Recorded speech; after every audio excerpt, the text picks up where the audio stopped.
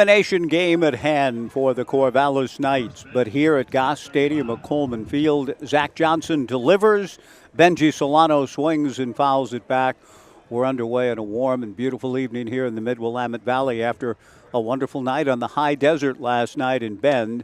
Wonderful from the standpoint of the low AQI, the temperature, the atmospherics at beautiful Vince Skinner Stadium. Great to be there. But the Elks had the better time of all in defeating the Knights to put the Knights up against it. The strike one pitch missing from Zach Johnson. Zach trying to play the role of stopper tonight. Comes to the plate on the 1-1 pitch and delivers a fastball on the inside corner for strike two. 1-2 to Benji Solano. Zach Johnson rocks back from out of a stretch position and delivers high and away. 2-2 to Benji Solano, leading off at shortstop for Bend. Makoa Sniffen batting second at second base. Andrew Graham hitting third, the DH. Easton Amundsen, the cleanup hitter at first. Breaking ball swung on and missed. Strike three and a good start for Zach Johnson and the Corvallis Knights. Ryan Vandenbrink batting fifth and catching for Bend. Teddy Tokheim hitting sixth and left. Jack Lafitte batting seventh at third base. Batting eighth in right field for the Elks, Zach Carlson. Eli Pupo hitting ninth in center field. And Lucas Hines, a 6-foot, 210-pound left-hander, getting the start. The pride of Meridian, Idaho. One out, nobody on. Makoa Sniffen, the batter. Zach Johnson to the plate. First pitch is in the turf. Ball one, 1-0. You note the absence of the league's batting champion in 2025 and incoming Oregon State Beaver, Jace Miller. Jace injured his MCL on that diving catch last night that the Knights thought Jace trapped. Jace made a great catch to help quell a modest Beaver threat, and Jace paid a price for it and is waiting on a second opinion about the prognosis. Fastball strike from Zach Johnson to even the count at 1-1. The right-hander delivers a breaking ball called strike two. Kirk Ordway, the home plate umpire. Tom Purchase at first. Lance Kreck at third. We're underway. Warm and breezy and pleasant here in the Mid-Valley. The 1-2 pitch from Johnson. Breaking ball and check swing on appeal. It wasn't even granted. It wasn't close. No swing. And the count 2 balls and 2 strikes to Makoa Sniffen. Andrew Graham on deck. Zach Johnson to the plate and misses. Down and away to run the count full to 3-2. Zach working with battery mate Ian Fernandez. Trey Swigert at first. Thomas Ferrajaro at second. Blake Wilson at short. Cole Katayama Stahl at third. Zach rocks back and comes 3-2. Fastball outside, ball 4. He had him 1-2 and issues a free pass with 1 away, and Andrew Graham, the designated hitter, will step in. For the Knights in the outfield, Brooks Abry in left, Brock Kettleson in center, Antonio Castro in right. Thus, both of these teams are down a couple of their key offensive players. Jace Miller, the league's leading hitter, and Maddox Risky, who led the Knights in runs batted in most of the season, neither available for the rest of this series, which will conclude either tonight or tomorrow. If Bend wins, the Knights season is over. If the Knights prevail, then we'll settle this matter tomorrow at 6:06. Andrew Graham takes a strike, 0-1 the count. No score, top of the first, a throw to first base. Makoa Sniffen back to the bag. The Knights trying to keep their championship hopes alive. After winning 7 straight, lost last year to Portland. The Pickles prevailed in a tight one up the road at Chemeketa Community College last night, 4-3. Another throw to first, and Makoa back to the bag. Bend likes to run. Alan Cox, the head coach, calls the offense within the dugout. 20 for 22, Makoa Sniffen is in stolen bases, and the Elks have stolen 111. Another throw to first, a good quick move by Johnson, and Makoa Sniffen back. But that did elicit a collective ooh, and a little bit of an ah from a good crowd coming into Goss Stadium at Coleman Field, trying to cheer the Knights on, and some folks have made the trip over from beautiful Central Oregon. Sniffen bluffs the strike one pitch to Andrew Graham, misses away, ball 1, 1-1. Johnny Kemp coaches at third base for the Elks. Dan Grice coaches at first. Again, Alan Cox calls the offense within the dugout. And the pitching coach is Jeff Brown for Bend, which has had a good campaign. The 1-1 fastball outside, ball 2, 2-1. The Knights scored 3 runs in the top of the first inning last night and then essentially stopped hitting, doing much of anything at the plate, and Bend came back to win it, to put the Knights up against it this evening. The 2-1 pitch, a blooper into shallow left center. Going out to get it is Blake Wilson. Good pitch by Zach Johnson. He got up and in on Graham, and all Graham could do was just weakly get a swing and muscle a little pop fly that Wilson handles. 2 down. Easton Amundsen, the batter. 3:30 down both lines at Goss Stadium at Coleman Field. 365 to the power alleys. 400 feet to straightaway center. Sniffen with 2 down is picked off. A good move by Zach Johnson. Sniffen was trying to extend the lead, and Zach had been getting close and closer, and now he does more than that. He gets his man and faces the minimum in the top of the first inning. Makoa Sniffen picked off by Zach Johnson to end the top of the first. No runs, no hits, nobody left. We go to the bottom half. The left-hander, Lucas Hines, goes to the bump. We'll give you the Knights lineup and see how the Knights fare in the bottom of the first. Bend goes scoreless, back in 90 on the Knights live stream and Joe Radio. And we're glad to know that tonight's game is being picked up by KBVR TV. Great to have you all with us, back in 90 on the live stream. The first inning, no score. The starting lineup for the Corvallis Knights in their bid to keep their championship hopes alive tonight looks this way. Leading off at shortstop, Blake Wilson. Batting second in center field, Brock Kettleson. Thomas Ferrajaro hitting third. At second base, Maverick Russell, the cleanup hitter and designated hitter. Cole Katayama Stahl batting fifth at third base. Trey Swigert hitting sixth at first. Batting seventh and catching, Ian Fernandez. Antonio Castro batting eighth in right field. Brooks Avery hitting ninth in left. Zach Johnson just faced the minimum in the top of the first inning, getting the start. Breeze is picking up at about 6:45, blowing out towards left center. The first pitch from Lucas Hines. The left-hander delivers a strike. He's gone 14 innings, his third start, 12 hits. He's walked 18. Struck out 8, a record of 1-0, an ERA of a little over 8. The numbers are not necessarily intimidating for the Knights as they step in, but we'll see how Lucas fares pitching against a team that really scuffled at the plate last night. The strike one pitch missing high to Blake Wilson.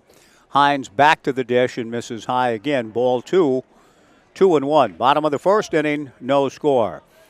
Lucas Hines and Ryan Vandenbrink, the battery.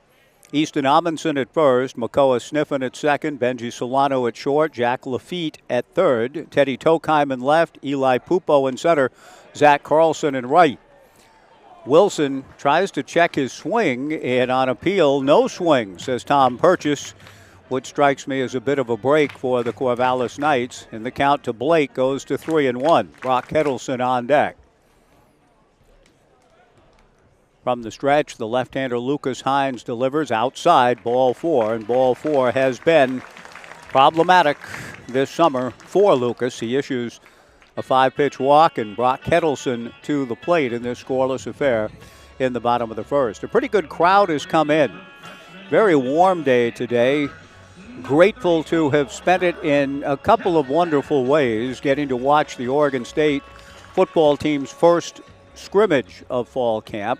Some really impressive action, particularly quarterback Malik Murphy throwing a touchdown pass to the pride of Crook County High School in Prineville, Eddie Freehoff, coming up the ladder on the depth chart.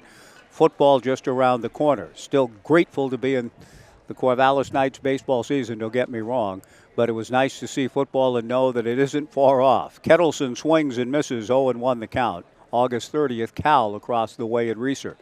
The strike one pitch to Brock, misses away, 1 ball and 1 strike. Blake Wilson, the runner at first base for the Knights, and an outstanding runner he is, 15 for 17 in stolen bases. The Knights with 168 steals, Bend with 111. Both teams deploy the running game effectively. A throw to first base, Blake Wilson back to the bag. And after that, then, a birthday gathering for a good friend, and we floated the Willamette, and it was gorgeous. And many others have made that same choice today.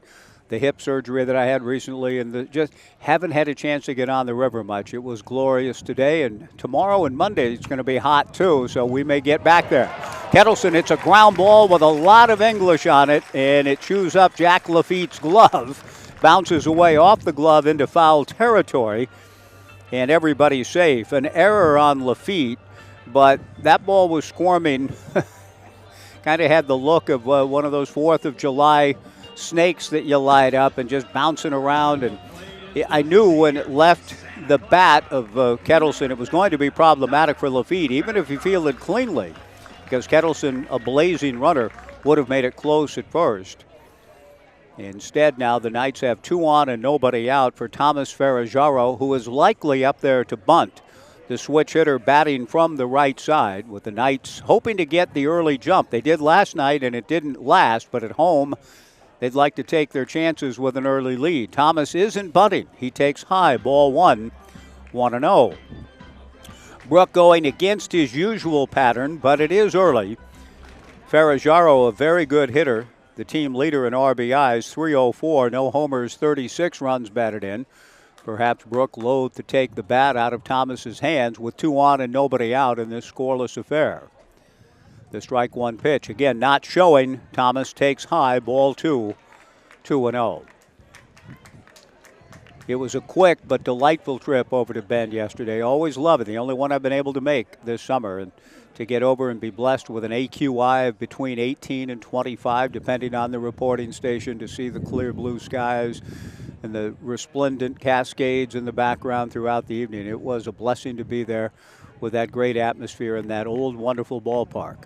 The 2-0 pitch, Ferraggiaro takes a strike, and the count 2-1. The fans were really into it, and I think gave a big lift, too. You could tell by the way the Elks players were reacting to all the good things that they did, and whenever they would score, get a hit, the crowd was into it. It was a fun atmosphere to be in. Now the Knights fans hoping to return the favor tonight. 2 on, nobody out, no score, bottom of the first. Out of the stretch works Lucas Hines, breaking ball just inside, ball 3, and Ryan Vandenbrink shows his displeasure, I think, with the call by Kirk Ordway more than anything else. Almost looked heavenward, asked for time, and will go out to the mound and talk to Lucas Hines. But I think more than anything else, Kirk was upset that Ordway did not construe that pitch as a strike. Kirk is the home plate arbiter this evening, with Tom Purchase, the first base umpire, and Lance Kreck at third. Brook Knight going through a series of signs from the third base box. A leadoff walk to Blake Wilson. Brock Kettleson aboard on an error. 3-1 to Thomas Ferraggiaro. Maverick Russell on deck. Vandenbrink settles back in, back of the plate. Goes to one knee, his right knee, as he sets up for the 3-1 pitch, which is very high to load the bases. We'll see if that prompts some early activity for the Bend Elks. They have the luxury of a tomorrow. The Knights do not. They have to win to play their way into tomorrow. And Jeff Brown, the pitching coach, asks for time and is striding slowly out to the mound. With some stirring going on, peering through the fence and the chain link fence. It looks like a right-hander beginning to stretch out. Not throwing, but in the throwing motion. And we'll try to keep an eye on just whom that might be. It looked to me like it was Carter Hess, who has appeared in 3 games and worked 5 2/3 innings. A position player, versatile utility player that was going through some throwing motions, not actually yet playing a game of catch out in the left field bullpen. Maverick Russell, the batter, with the bases loaded nobody out, no score, bottom of the first inning. Maverick, the hottest hitter on the Knights team. The right guy to have up, hitting .276 during the course of the regular season. Had another run batted in last night, 20 on the year. Left on left, breaking ball down and away, ball one, 1-0. Blake Wilson at third, Brock Kettleson at second, Thomas Ferrajaro at first. Nobody out. The infield at double play depth up the middle for the Elks. Lucas Hines comes set. The 1-0 pitch. Fastball for a strike. Maverick was taking all the way. The count 1-1. Cole Katayama Stahl on deck. One of the better crowds I've seen in terms of a playoff game when there's no ability to plan for it. It's not on the pocket schedule or the refrigerator magnet schedule, is it? No, but here they are, understanding what the game means and coming out in good numbers. The Knights have built a tremendous core of a fan base here since moving in 2007. And this is the 7th meeting in a strong rivalry put on hiatus a little bit. The pitch fouled away by Russell, the count 1-2. 7 meetings in postseason play between 2008 and 2015. The 1-2 pitch way outside. Good block by Ryan Vandenbrink to even the count at 2-2. And after the 2015 Bend triumph in the best 2 out of 3 series, this is the first time in 10 years that they've gotten together in the postseason, and Bend has the upper hand at the moment, up 1-0. But the Knights trying to get the early lead tonight. The 2-2 breaking ball popped foul and playable for Ryan Vandenbrink, who makes the catch near the Knights dugout. One away. The thing that's frustrating, I'm sure, for Maverick is he went after a pitch that would have been ball 3 and just wasn't able to get the barrel to it in time to do any damage and fouls out. One away. Good work by Lucas Hines. And now Cole Katayama Stahl, the batter, with the Knights hoping to avoid some of the frustrations that beset them last night in the Game 1 loss at Vince Jenna. The pitch from Hines, fastball away, 1-0. I will probably go back and forth between Genna and Jenna because Vince himself did after visiting the old country, going back home to his roots in Italy. He'd been calling himself Vince Genna over here most of his life, visited his family in Italy, and they said, no, Vincent, it's Jenna. He came back, said, you got to call me Jenna once in a while to honor the family back home. The 1-0 pitch, high and away, ball 2. So if I go back and forth, I'm only following the example of the great man himself, Mr. Baseball, who did so much for Central Oregon and youth and baseball for so many years, the director of Parks and Rec, establishing so many of the parks and trails that so many have enjoyed through the decades. The 2-0 pitch swung on and missed, and the count 2-1. No score, bottom of the first inning. Lucas Hines walked Blake Wilson. Kettleson aboard on an error. Ferrajaro walked. Maverick Russell fouled out. Now 2-1 to Katayama Stahl. Cole takes outside, ball 3, 3-1. Another left-handed hitter, Trey Swigert, on deck. Lucas Hines from the left side. 3 balls and a strike. And Cole Katayama Stahl, given the numbers for Lucas and the 2 walks already, needs to be very selective. He doesn't like what he sees, and he takes, and it's a strike. Good work by Lucas. Still in the fight with Katayama Stahl, and a count of 3-2. Hines working out of the stretch, peering into Ryan Vandenbrink. Blake Wilson at third, Brock Kettleson at second, Thomas Ferrajaro at first. The 3-2 pitch is taken. Low and away, ball 4, and the Knights get the early lead, 1-0. With Blake Wilson coming down the line, touches home. And the Knights will take their chances with an early lead for the second straight game. Last night at Vince Genna, the Knights scored 3 in the top of the first, but to the great credit of the Elks, they came right back in the bottom of the first to score 3 and essentially controlled proceedings from that point on. 1-0 Knights, Trey Swigert, the batter. The bases remain loaded with 1 out. Trey takes up and in from Lucas Hines. Ball 1, 1-0. Put the glasses back on and see if there's anyone actually throwing now in the Elks bullpen. Difficult to discern. 1-0 to Trey Swigert with the bases loaded and 1 out and a run in. Hines comes back 1-0 and misses again. Ball 2. 2 balls and no strikes. It just doesn't feel as though Jeff Brown and Alan Cox would go too much longer. If another Jim Bouton special occurs, a ball 4, I think that would probably signal the end of the evening for Lucas. 2 balls and no strikes with the sacks full and 1 out, and the 2-0 pitch is high and inside, ball 3. We may be coming to that moment of reckoning here in a moment. 3-0 to Trey Swigert. Ian Fernandez on deck. Hines trying to battle his way through and stay in the game, and in a very real sense, last night it was a similar situation for the starter Eric Pajunas, who got through a troublesome first. The 3-0 pitch from Hines just misses inside, ball 4 to Trey Swigert. Trey picks up an RBI on the bases loaded walk. Kettleson eases his way down the line, steps on the plate for the Knights' second run of the inning, 2-0, and Ian Fernandez the batter.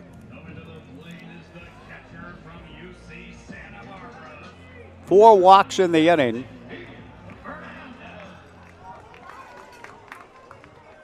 Again, it's difficult to see through the kind of the bright sunlight and the fence and so on, but I'm not sure anyone's throwing yet. Back of Lucas, and his first pitch seemed to surprise Ryan Vandenbrink, a breaking ball up, ball 1.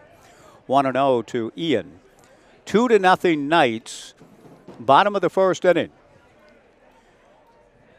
Bases loaded, 1 out. The infield remains at double play depth. From the stretch, Lucas to the plate. Fernandez waves at the 1-0 pitch and doesn't get it, and Brook was not pleased with the swing. Again, I think the pitch was a little bit out of the zone. So for a guy that's struggled with his control mightily as Lucas has, you don't want to give him any help at all. That seemed to be the nonverbal I caught from Brook. 1-1 to Fernandez. Breaking ball up and away. Ball 2, 2-1. Thomas Ferrajaro at third. Cole Katayama Stahl at second. Trey Swigert at first. 2-1 to Ian Fernandez. 2-0 Knights. Looking to take their chances with the crooked number lead again, and they're a pitch away from a 3 spot again. The 2-1 offering to Fernandez is high. Ball 3, 3-1.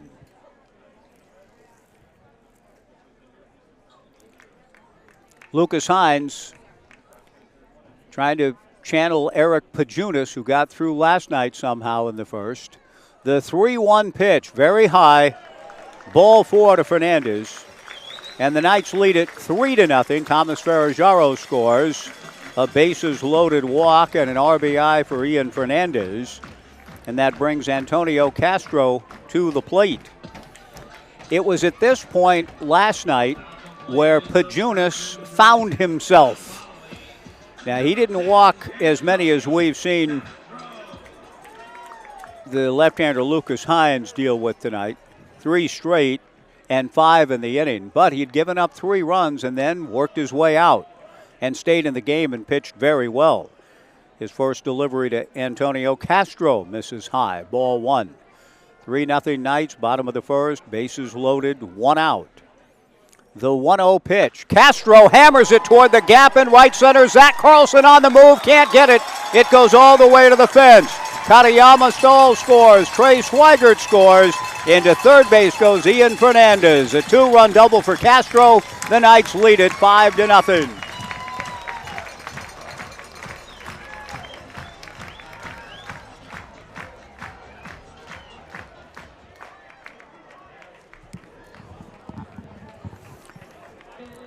One of the things that can happen to a pitcher that is struggling as much as we've seen Lucas Hines with the control, there comes a point where he doesn't want to walk anybody again, so he just said, okay, I'm just going to throw it down the middle and take my chances and pitch to contact. And so the wildness gives over to being wild in the strike zone. And Antonio Castro makes the young man pay a price for that, if that indeed was in his mind or he just didn't execute the pitch he wanted. Either way, Castro blasts a double to the gap in right center field. The Knights have a 5 spot on the board in this elimination game. We'll see a new pitcher coming in out of the Bend Elks bullpen. I think it's going to be a utility player named Carter Hess, but we'll find out when we return. The Knights 5, Bend nothing. Bottom of the first inning, Brooks Avery to face the new pitcher as the Knights bat around. Back in 2 on the Knights live stream, KBVR TV and Joe Radio. Indeed, Carter Hess taking over. Carter not far from the home of the Bend Elks. He's from beautiful Lapine, and he competes or is getting ready to compete at Mount Hood Community College. He inherits a tough situation.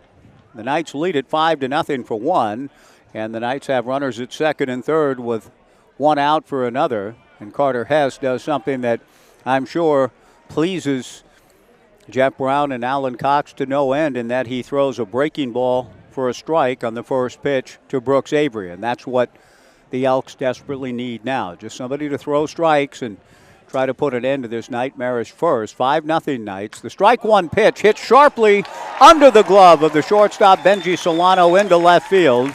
Down the line to score for the Corvallis Knights, Ian Fernandez. Avery with a rope on one hop that the shortstop Benji Solano was not able to handle, but he is going to be charged with an error. An RBI, nevertheless, will be given to Brooks Avery with Solano back. 6-0 Knights. And Blake Wilson comes back to the plate for the second time in the inning. On the play, Antonio Castro to third. Runners at the corners and one out. Carter Hess, a utility player, two-way player, works out of the stretch and delivers a first pitch inside to Blake Wilson. Blake drew a walk against Lucas Hines, and the Knights have scored 6, and they don't want to stop yet. They know that baseball games are difficult to win. Last night they had a 3-0 lead and lost. Tonight they're up 6-0, and they want to keep adding on here in the first. There goes Avery. The pitch is outside. Vandenbrink's throw is not in time, and Brooks Avery continues to do his thing on the bases. And it's fitting that Brooks would get another stolen base on a night. This is August 9th, 2025. It was on August 9th, 1975, that Davey Lopes stole his 32nd consecutive base to set a major league record, breaking Max Carey's record for consecutive steals.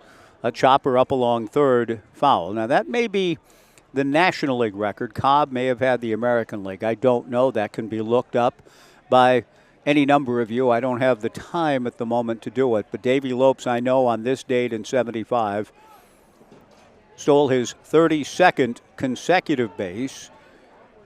And Brooks Avery ended the regular season with 28. Brooks now has stolen 30 in a row, going back to last night's game. The 1-2 pitch to Blake Wilson. Swung on and missed, strike 3. It's a big out, only in that the Knights had a chance to pick up a run with an out, but not a strikeout. 2 down, Brock Kettleson the batter with runners at second and third. And Brock trying to provide the coup de grace of the inning here. A base hit here kind of, it finishes the gigantic frame in the proper way with runners in scoring position. Second and third, 2 down. Carter Hess comes set. Brock Kettleson trying to deliver the 2-out, 2-run base hit. It would not be a knockout punch because there are many innings yet to play, but it would certainly be a gigantic hole for Ben to try to dig out of. The pitch missing away to Brock, ball 1, 1-0. Antonio Castro at third, Brooks Avery at second, 2 down, 6-0 Knights. Kettleson aboard on an error earlier in the inning. He takes just outside, ball 2, 2-0. The switch hitting Thomas Ferrajaro on deck. The eminent Alan Thayer, attorney at law, Innovative Law Group, in Eugene, who has been our correspondent on all things litigious on the Joe Beaver Show the past couple of years, seeing his first ever Knights game here tonight with his daughter Catherine. Great to have Alan in the house. Pitch clock violation charged to Carter Hess, taking too long, and so the count goes to 3-0 to Brock Kettleson with first base open. Thomas Ferraggiaro waiting his turn. The Knights leading 6-0. They have one hit in the inning. That was the two-run double by Castro. Antonio from third, Brooks Avery from second. Kettleson takes, and he was taking all the way. The bat on his shoulder, Dick Wakefield style, takes a strike, and the count 3-1. Carter Hess on in relief of Lucas Hines. The two-way player set. The 3-1 pitch, Kettleson takes a fastball inside. To reload the bases, Thomas Ferraggiaro will come to the plate for the second time in the inning.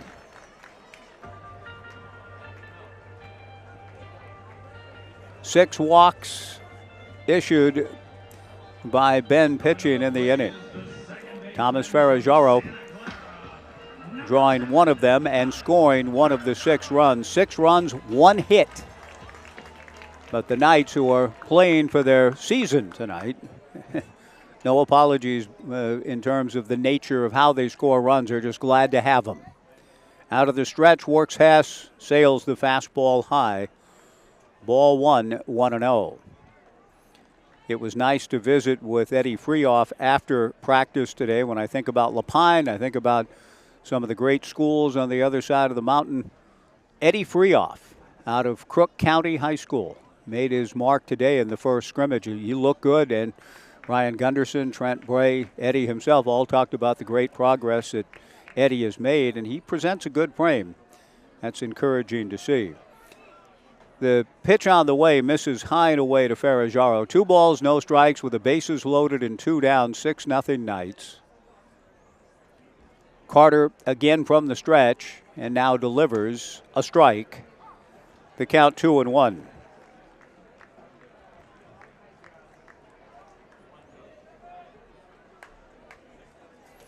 Carter went to Summit High School, but his hometown listed as Lapine.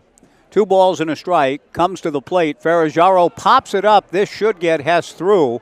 A high foul ball. Jack Lafitte in foul territory makes the catch, and the inning is over. The Knights settle for 6, and I say that, and I'm not trying to be sardonic in any way. They settle for 6, but they had the bases loaded and a chance to add 1 or 2 more. But they do get 6. That's the good news in their quest to keep their season alive on just 1 hit and error 3 left. We go to the second. The Knights 6, Bend 0 back in 90 on KBVR TV, the Knights live stream, and Joe Radio. 0 Knights to the top of the second inning. Zach Johnson delivers a first pitch strike to Easton Amundsen. Comes back with a fastball. Swung on and missed by the left-hand hitting slugger. No balls and 2 strikes. Zach coming into this outing, 44 innings, 34 hits, 13 walks, 36 strikeouts, a record of 4-1, an ERA of 3.47. The strike 2 pitch to Easton misses high.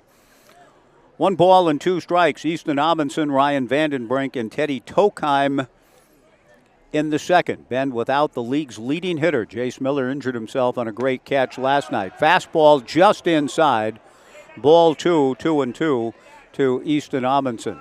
I'm told it's an MCL. We hope a strain, not a tear, but either way, he'll be done for the series, which will conclude either tonight or tomorrow, and that's disappointing. The 2-2 fastball foul back. And I'm sure in Jace's mind, as he's getting ready to report to fall ball at Oregon State, that it won't limit what he's able to do as fall ball gets underway next month. The 2-2 pitch to Easton Amundsen, swung on and missed. Strike 3, 1 away. The second strikeout for Zach Johnson. Ryan Vandenbrink also getting ready for another season for Mitch Canham's Beavers. Ryan, a catcher, will step in with 1 out and nobody on. Ryan Vandenbrink takes a strike and the count 0-1. There's a young man walking through the concourse with crutches on, and using crutches, I should say, and I don't know if that might be Jace himself. The strike one pitch, fastball from Zach, swung on and missed in the count 0-2. One out, nobody on in the second. 6-0 Knights. Vandenbrink steps out of the box for a moment, trying to gather himself. Strong young man, had a big hit in the first inning last night, a 2-run double. He looks at a slider just outside the count 1-2. For replacement glass or new vinyl windows in your home, call Smith Glass in Corvallis and Albany. Smith Glass, a leading residential and commercial glass service for the Mid-Valley and a longtime partner of the Corvallis Knights, on the cutting edge since 1945 at Smith Glass. Fastball swung on and missed. Zach Johnson appears to be buoyed by the 6-run lead. He's come out here in the second in his dealing, throwing strikes. He's ahead of the count to each of the first two hitters, Amundsen and Vandenbrink, and then finish them off with strikeouts. Teddy Tokheim, first ball swinging, a fly ball to right field. Antonio Castro is right there to make the catch. And a tremendous job by Zach. If a team scores 6 and you can go out and just keep that momentum rolling from a pitching standpoint and get 3 quick outs as Johnson did, excellent work on Zach's part. We go to the bottom of the second in this elimination game for the Knights. So far, so good. Corvallis 6, Bend 0. Back in 90 on the Knights live stream, KBVR TV and Joe Radio. Papay Material Handling keeps you moving one step closer to home. The Knights and Papay Material Handling teamed up again in support of Community Outreach, Inc. all summer. COI, Community Outreach, Inc., a local nonprofit helping people lead healthy and productive lives through all challenges. For every Knights stolen base, the Knights and Papay Material Handling donate $20 to COI. Teamwork, process, impact, and opportunity, creating transformative pathways to life. The Knights with life early, trying to keep their season alive, indeed. And the first pitch to Maverick Russell misses high and away from Carter Hess. 1 ball and no strikes. 6-0 Knights, bottom of the second. If the Knights hang on and win this thing, we'll see you tomorrow night. 6:06 to settle the series. A high pop-up off the bat of Maverick Russell into shallow right. Zach Carlson moves in to make the catch. 1 away. Cole Katayama Stahl will be the hitter. I talk about Vince Jenna. Part of that anecdote, and I'd heard it before through Kelsey Herco, maybe Michael as well, but because I've heard over the years, Genna and Jenna.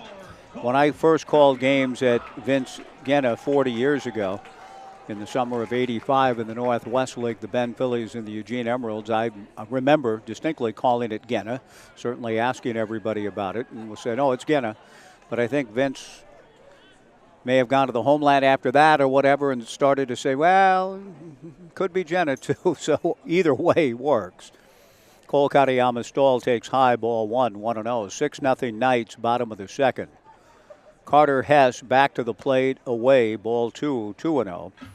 But part of that story was shared with me yesterday by Vanessa Ivy, the manager of the Deschutes County Historical Society and Museum. What a delightful person, and I've got something to share that means so much to me, and I hope some of you know her and have visited the museum. Katayama Stahl hits foul off to the left and out of play. Waldo away, the count 2-1. As I was making my way in from Sisters, got back in cell service and making my way in from Sisters into Bend, I had seen an article in the Bend Bulletin in the archives from 2014 or 2013 it might have been, about the history of baseball in Bend that the Bend Bulletin wrote about under the auspices of Vanessa Ivy and the Deschutes County Historical Society and Museum. A pitch to Cole Katayama Stahl misses. The count goes to 3-1. 1 out, nobody on in the second. 6-0 Knights. Carter Hess to the plate. Katayama Stahl fouls it back to run the count full. The upshot of my call was to see if there might be any information in the archives or anywhere that Vanessa, an inveterate researcher of the game of baseball, and particularly in her adopted town of Bend, about an old coach of mine. The 3-2 pitch is ball 4 to Katayama Stahl, the 7th walk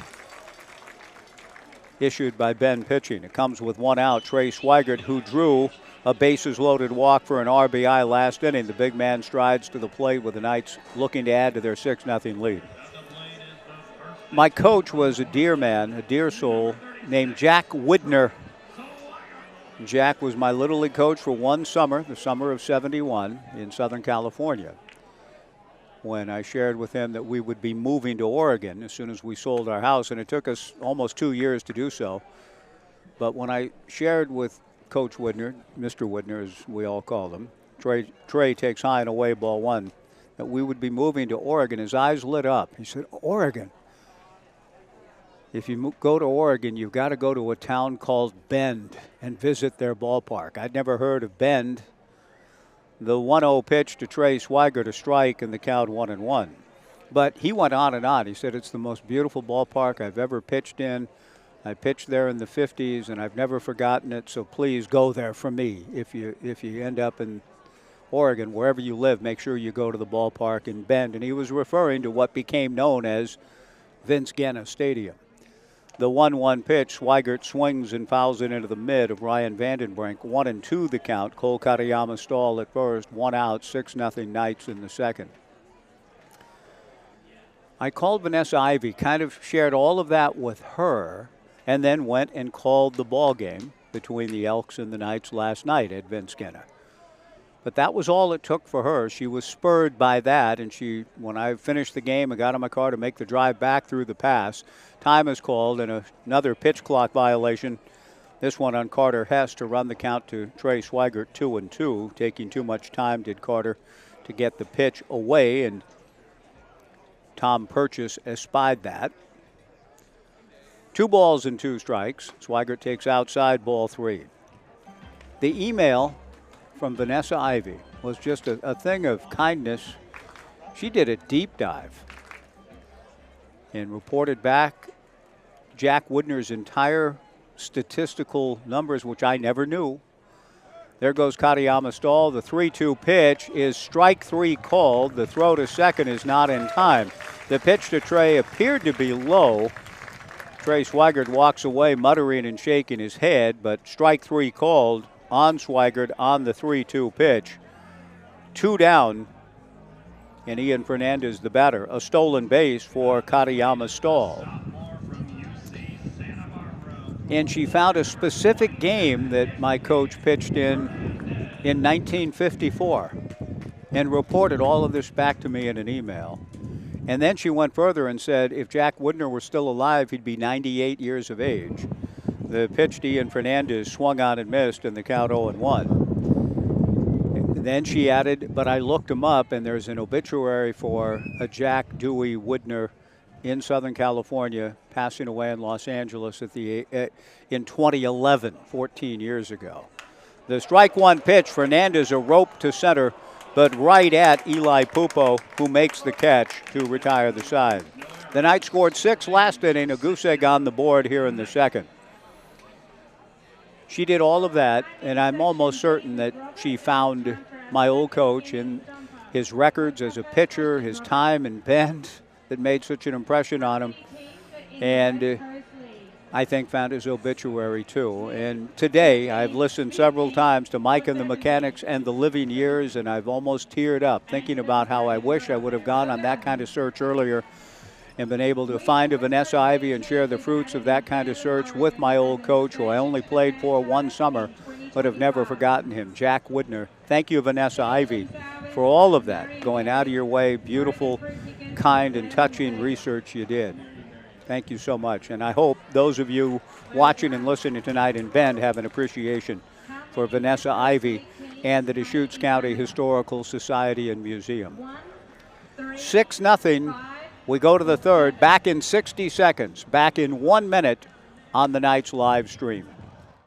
Holman Field, the Corvallis Knights leading the Bend Elks by a score of 6-0. The first pitch from Zach Johnson to Jack Lafitte, strike 1, called by Kirk Ordway. The strike one pitch missing a bit high and inside. 1 ball and 1 strike to Jack Lafitte. Zach Carlson on deck with Eli Pupo to follow. The 1-1 pitch in there for strike 2. Ordway, Ordway. Kirk Ordway. I can't think of it all at the moment, but isn't there an Ordway in the Lewis and Clark Corps of Discovery journeys that they run into somewhere? The pitch on the way, swung on and missed, or was part of it. Seeing the name Ordway, Lewis and Clark came to mind for some reason. But he is the home plate umpire, Kirk Ordway, perhaps a descendant. Jack Lafitte swings and misses, and Zach Johnson has struck out 3 of the last 4 Bend Elks hitters. His first pitch now to Zach Carlson is in there for a strike. 0-1 the count. 6-0 Knights, top of the 3rd inning. Trying to play their way into a hot Sunday. The strike 1 pitch swung on and missed. Good breaking ball from Zach Johnson. He's ahead of the count to Zach Carlson. No balls and 2 strikes with 1 out in the top of the 3rd inning. 6:06 tomorrow night should we get there. Fastball up, ball 1, 1-2. If the Knights win tonight and again tomorrow, then they would play Tuesday, most likely in Portland. Fastball swung on and missed, strike 3, 2 down. Zach Johnson has struck out 4 of the last 5 Bend Elks hitters. Eli Pupo, the hitter. Pupo, the center fielder, will step in with 2 outs and nobody on. The first pitch to Eli hit foul off to the left and out of play. No balls and 1 strike.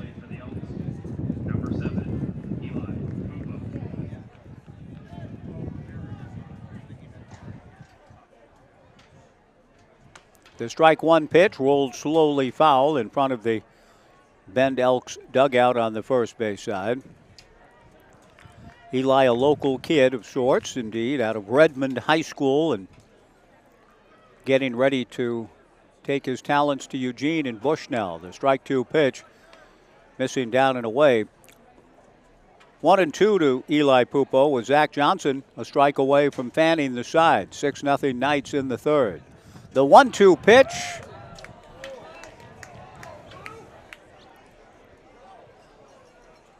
Breaking ball just missed. In the count, 2 balls and 2 strikes with 2 down and nobody on. Zach just missed, and now he comes back to Pupo. The 2-2 fastball sprayed foul Waldo way. When I talk about Vince Gannon, what a magnificent ballpark it is, and it is. Became the home of baseball in Bend after O'Donnell Field had served the community for many years. Vince Gannon opened in 1946. Wasn't called Vince Gannon then, Municipal Stadium. The pitch missing low and in, ball 3, 3-2 to Pupo. 1946 it's got a little old, but here at Goss, we're talking about 1907. 3-2 breaking ball taken, strike 3 call. And indeed, Zach Johnson strikes out the side and is on a roll. Struck out 5 of the last 6 strikeouts through 3, and the side here in the 3rd. Ian Fernandez went to throw the ball around the infield, or at least throw the ball down to his first baseman. Trey Swigert was already exiting the field, and the ball nearly hit the umpire, Tom Purchase, who had to jump out of the way of it. We go to the bottom of the 3rd. The Knights 6 and Bend nothing back in 90 on KBVR TV, the Knights live stream, and Joe Radio.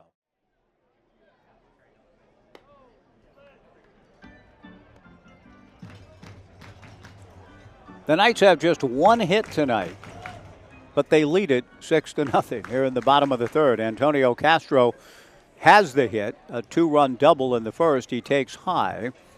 The 1-0 pitch from Carter Hess. Kirk Ordway contemplating perhaps the Corps of Discovery, thinking about that, thinking about heritage, family, ancestors, and then decides to call the pitch a strike. Took him a while, but he got there. 1-1 to Castro. Carter Hess to the plate. Castro goes after a high fastball, hits a 2-hopper to Makoa Sniffen, who throws him out. Carter's doing a good job. coming in as the hope was when Jeff Brown and Alan Cox brought him in out of the pen when Lucas Hines simply could not find home plate. Hess has come in and settled things down to a large extent.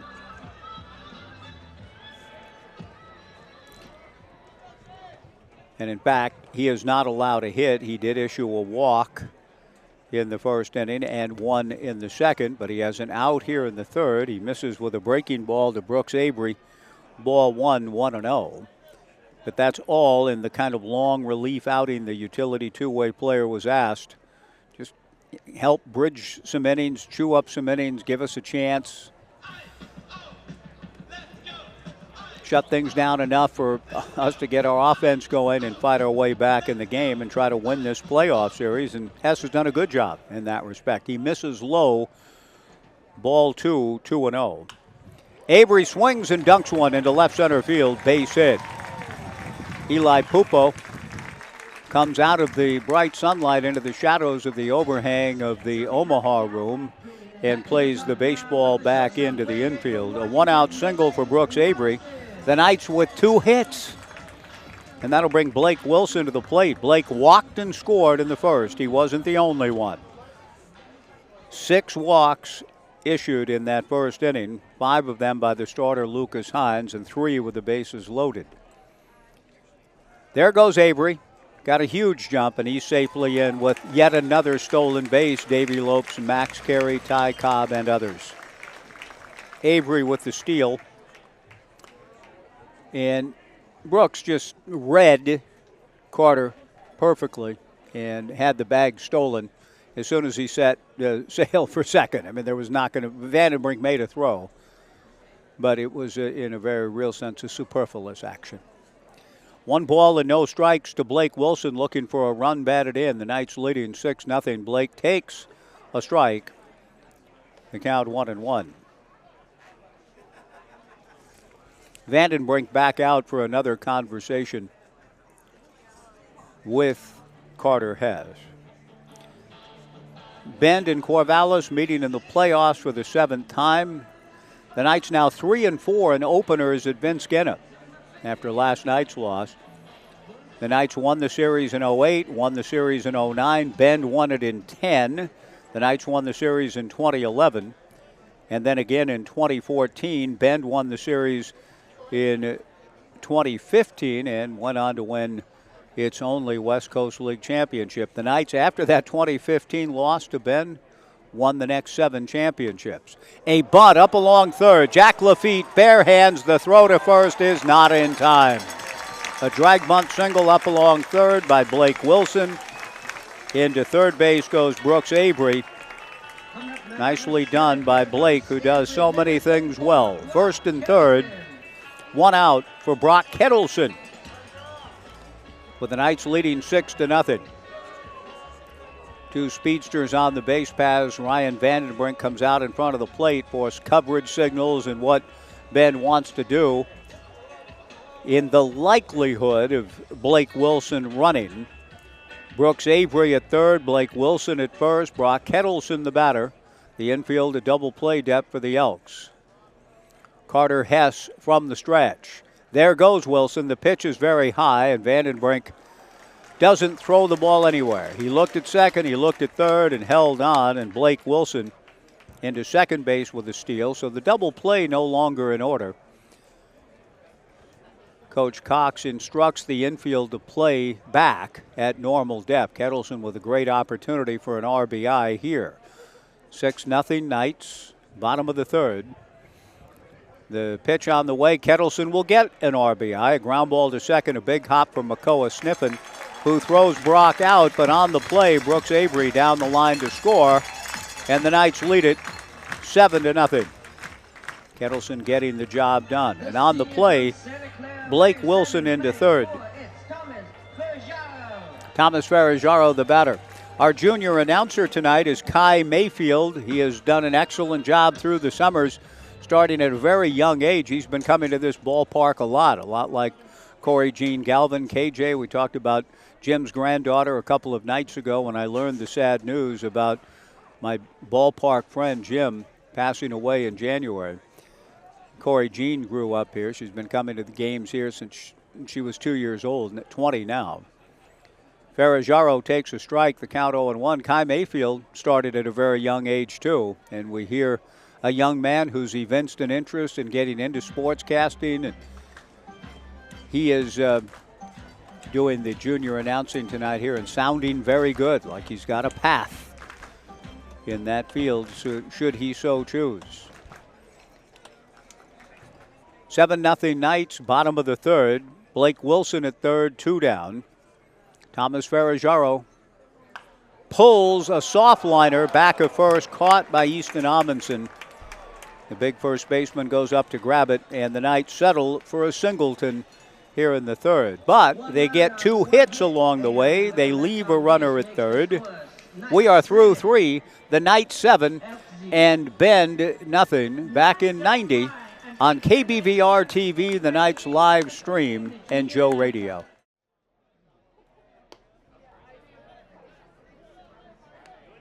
At Goss Stadium at Coleman Field, the Knights 7 runs, 3 hits, and no errors. The Bend Elks, no runs, no hits, and 2 errors. Zach Johnson goes to work on Benji Solano, misses high and away.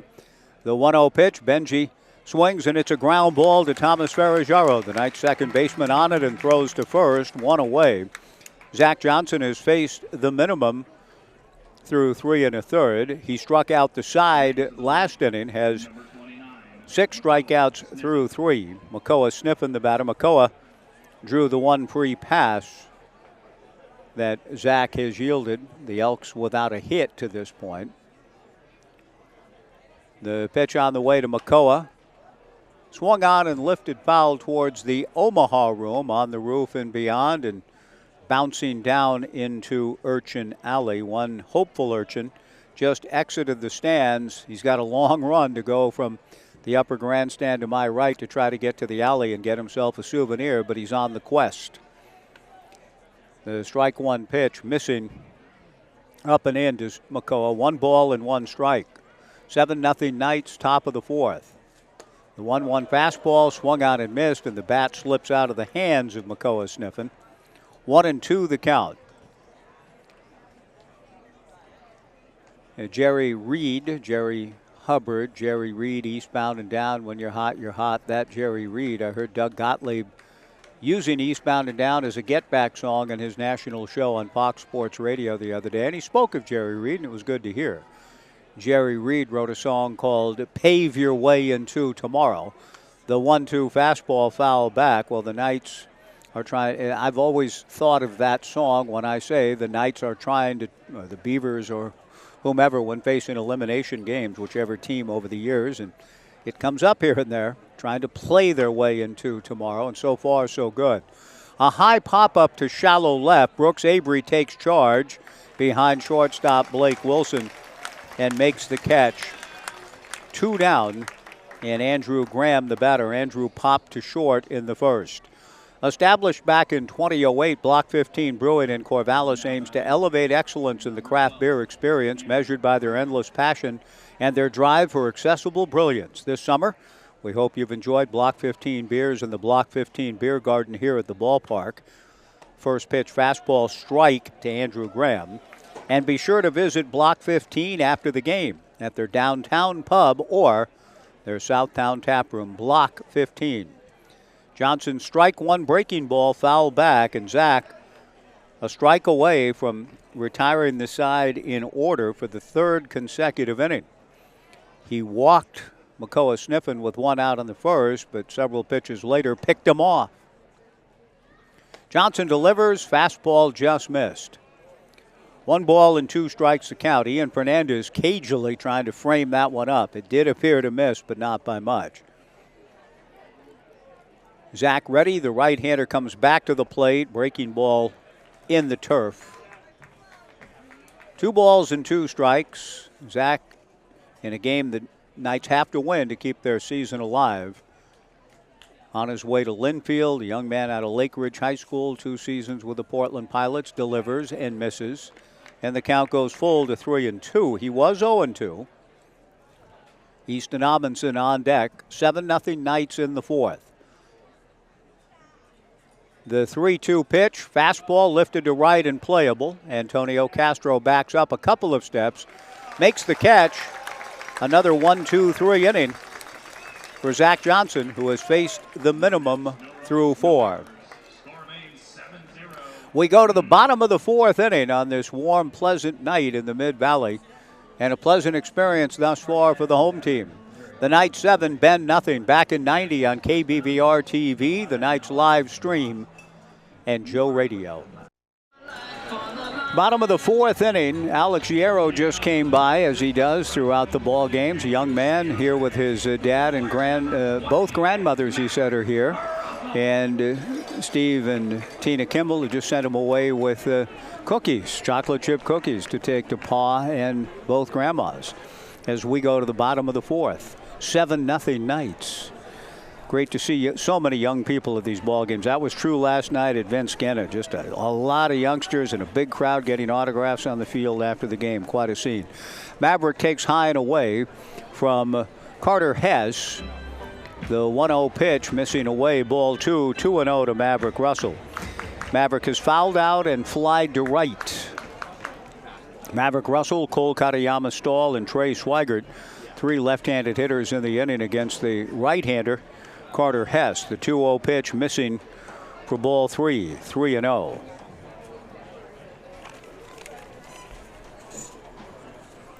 Carter from the stretch with nobody on. The 3-0 pitch, high and away. Ball 4.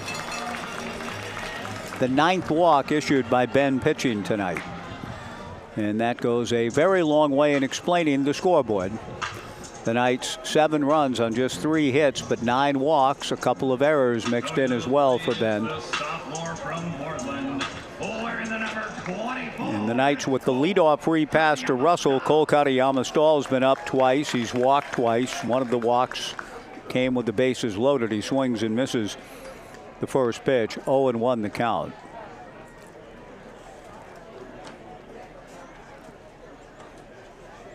One other note on Vanessa Ivy. She told me yesterday I just didn't have time to go.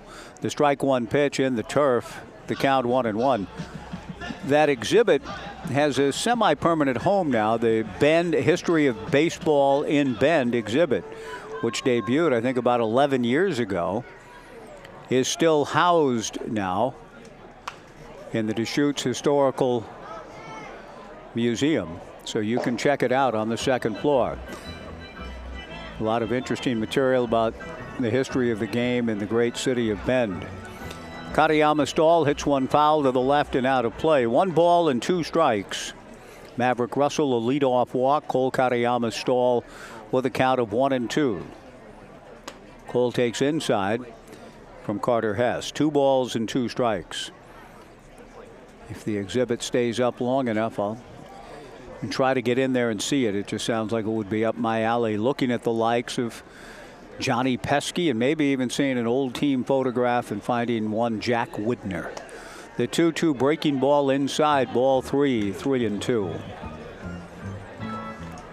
During the float of the river today, I was talking with a friend about if you end up with one teacher in your collegiate experience, one that you remember and still draw upon. There goes Russell, the 3-2 pitch, chopped foul. Spencer Scott, first-year coach for the Knights, makes the play on the carom. 3-2 the count. I had plenty of teachers down the road that I really liked, professors that I enjoyed, but there was one true inspiration, Dominic A. LaRusso, a cousin of the former NBA player Rudy LaRusso of the LA Lakers. But Dominic LaRusso, an interesting man, brilliant man, inspired orator. Walk around giving lectures in 238 Gilbert Hall, I believe it was, just like a character in a movie, walking around quoting Socrates and Quintilian and I Socrates. The 3-2 pitch hit sharply into right field, base hit. Maverick Russell will stop at second. Zach Carlson gets the ball back in. 2 on, nobody out. Katayama Stahl getting the Knights' 4th hit of the night, and Trey Swigert the hitter. Trey has walked with the bases loaded and struck out. We would look out the window before class and see Professor LaRusso sitting on a bench down below. We were on the 2nd floor, sitting on a bench out kind of in a garden area, stroking his chin, contemplating what he was going to impart to us in lecture form. I loved it. I mean, it was very interesting to me. Trey Swigert, the batter, up there to bunt, pushes the bunt foul, 0-1 the count. But we were talking about pedagogy, talking about teaching, and if you can end up with one or two in your life that touch you, you're blessed. You should be grateful. LaRusso did. I'm grateful to have experienced him. I took everything he had to offer. But to have a coach here and there over the years that touched your life and that you remember fondly and even profoundly to some extent, and the impact, Jack Widner is one of those. The strike one pitch, Trey again shows bunt and takes high, and the count 1-1. So that I wish, as I said, that I would have met a Vanessa Ivy earlier to be able to follow through. Low, however many years later, gone to L.A. on one of the trips, taken a side trip to go visit Coach Widner and say, hey, that Bend thing you were talking about to us back in '71, Coach, you were right. It is gorgeous. Thank you again, Vanessa, for your labors. The pitch to Swigert, a fly ball to shallow right field. Zach Carlson moving in to make the catch. One away. That's why Brooke had the bunt on. Coach Knight hoping that Swigert could move the runners. He does get the ball airborne and to right, but not deep enough to advance Maverick Russell. Now Ian Fernandez, the hitter. Ian walked with the bases loaded and lined to center field in the second. 7-0 Knights in the bottom of the fourth inning. Carter Hess peering in to Ryan Vandenbrink. Carter delivers. First pitch, breaking ball, strike. And again, Carter's done a nice job here. He's given Bend a chance. Heating innings, getting outs, keeping the Knights from running away with the thing. 6 runs in the first, almost the definition of that, but only 1 run since. Trying to put a 0 up here in the bottom of the fourth. 7-0 Knights in this elimination game for Corvallis. The strike one pitch to Fernandez, swung on and missed. 0-2 the count. Easton Amundsen at first, Makoa Sniffen at second, Benji Solano at short, Jack Lafitte at third, Teddy Tokheim in left, Eli Pupo in center, Zach Carlson in right. No balls and 2 strikes to Ian Fernandez. The 0-2 breaking ball down and away. 1-2 to Ian. If there is a tomorrow, and I suspect there will be, but if there's a baseball game tomorrow between the Knights and Elks, it'll be at 6:06, an hour later than usual. The 1-2 off-speed pitch banged off the glove of the shortstop Benji Solano in the hole at short. No play. Everybody's saved. The bases are loaded on the infield single off the end of the bat by Ian Fernandez. A good job by Solano. He was a little frustrated that he didn't make a clean play on the ball, but by getting his glove on it and slowing it down, he prevents Maverick Russell from scoring. Good effort on Benji's part. Antonio Castro, the hitter. A 2-run double for the Knights' only hit in a 6-run first. At the plate with the bases loaded and 2 down, looking to unload again, do some big damage, and try to nearly put this thing out of reach. He takes a strike and the count 0-1. Maverick Russell at third base. Cole Katayama Stahl at second. Ian Fernandez at first with 2 down. 7-0 Knights in the fourth. Trying to add on and secure the grip on this game and give themselves a look at tomorrow in a decisive game 3. Antonio takes high. 1 ball and 1 strike the count. Only 1 out in the inning, pardon me, not 2. So still an opportunity for Castro to get a run home with an out. The infield a double play depth for the Elks. 1 ball and 1 strike to Castro. Brooks Avery on deck. Carter Hess to the plate. Castro goes after a breaking ball down and in, swings and misses, and the count 1-2.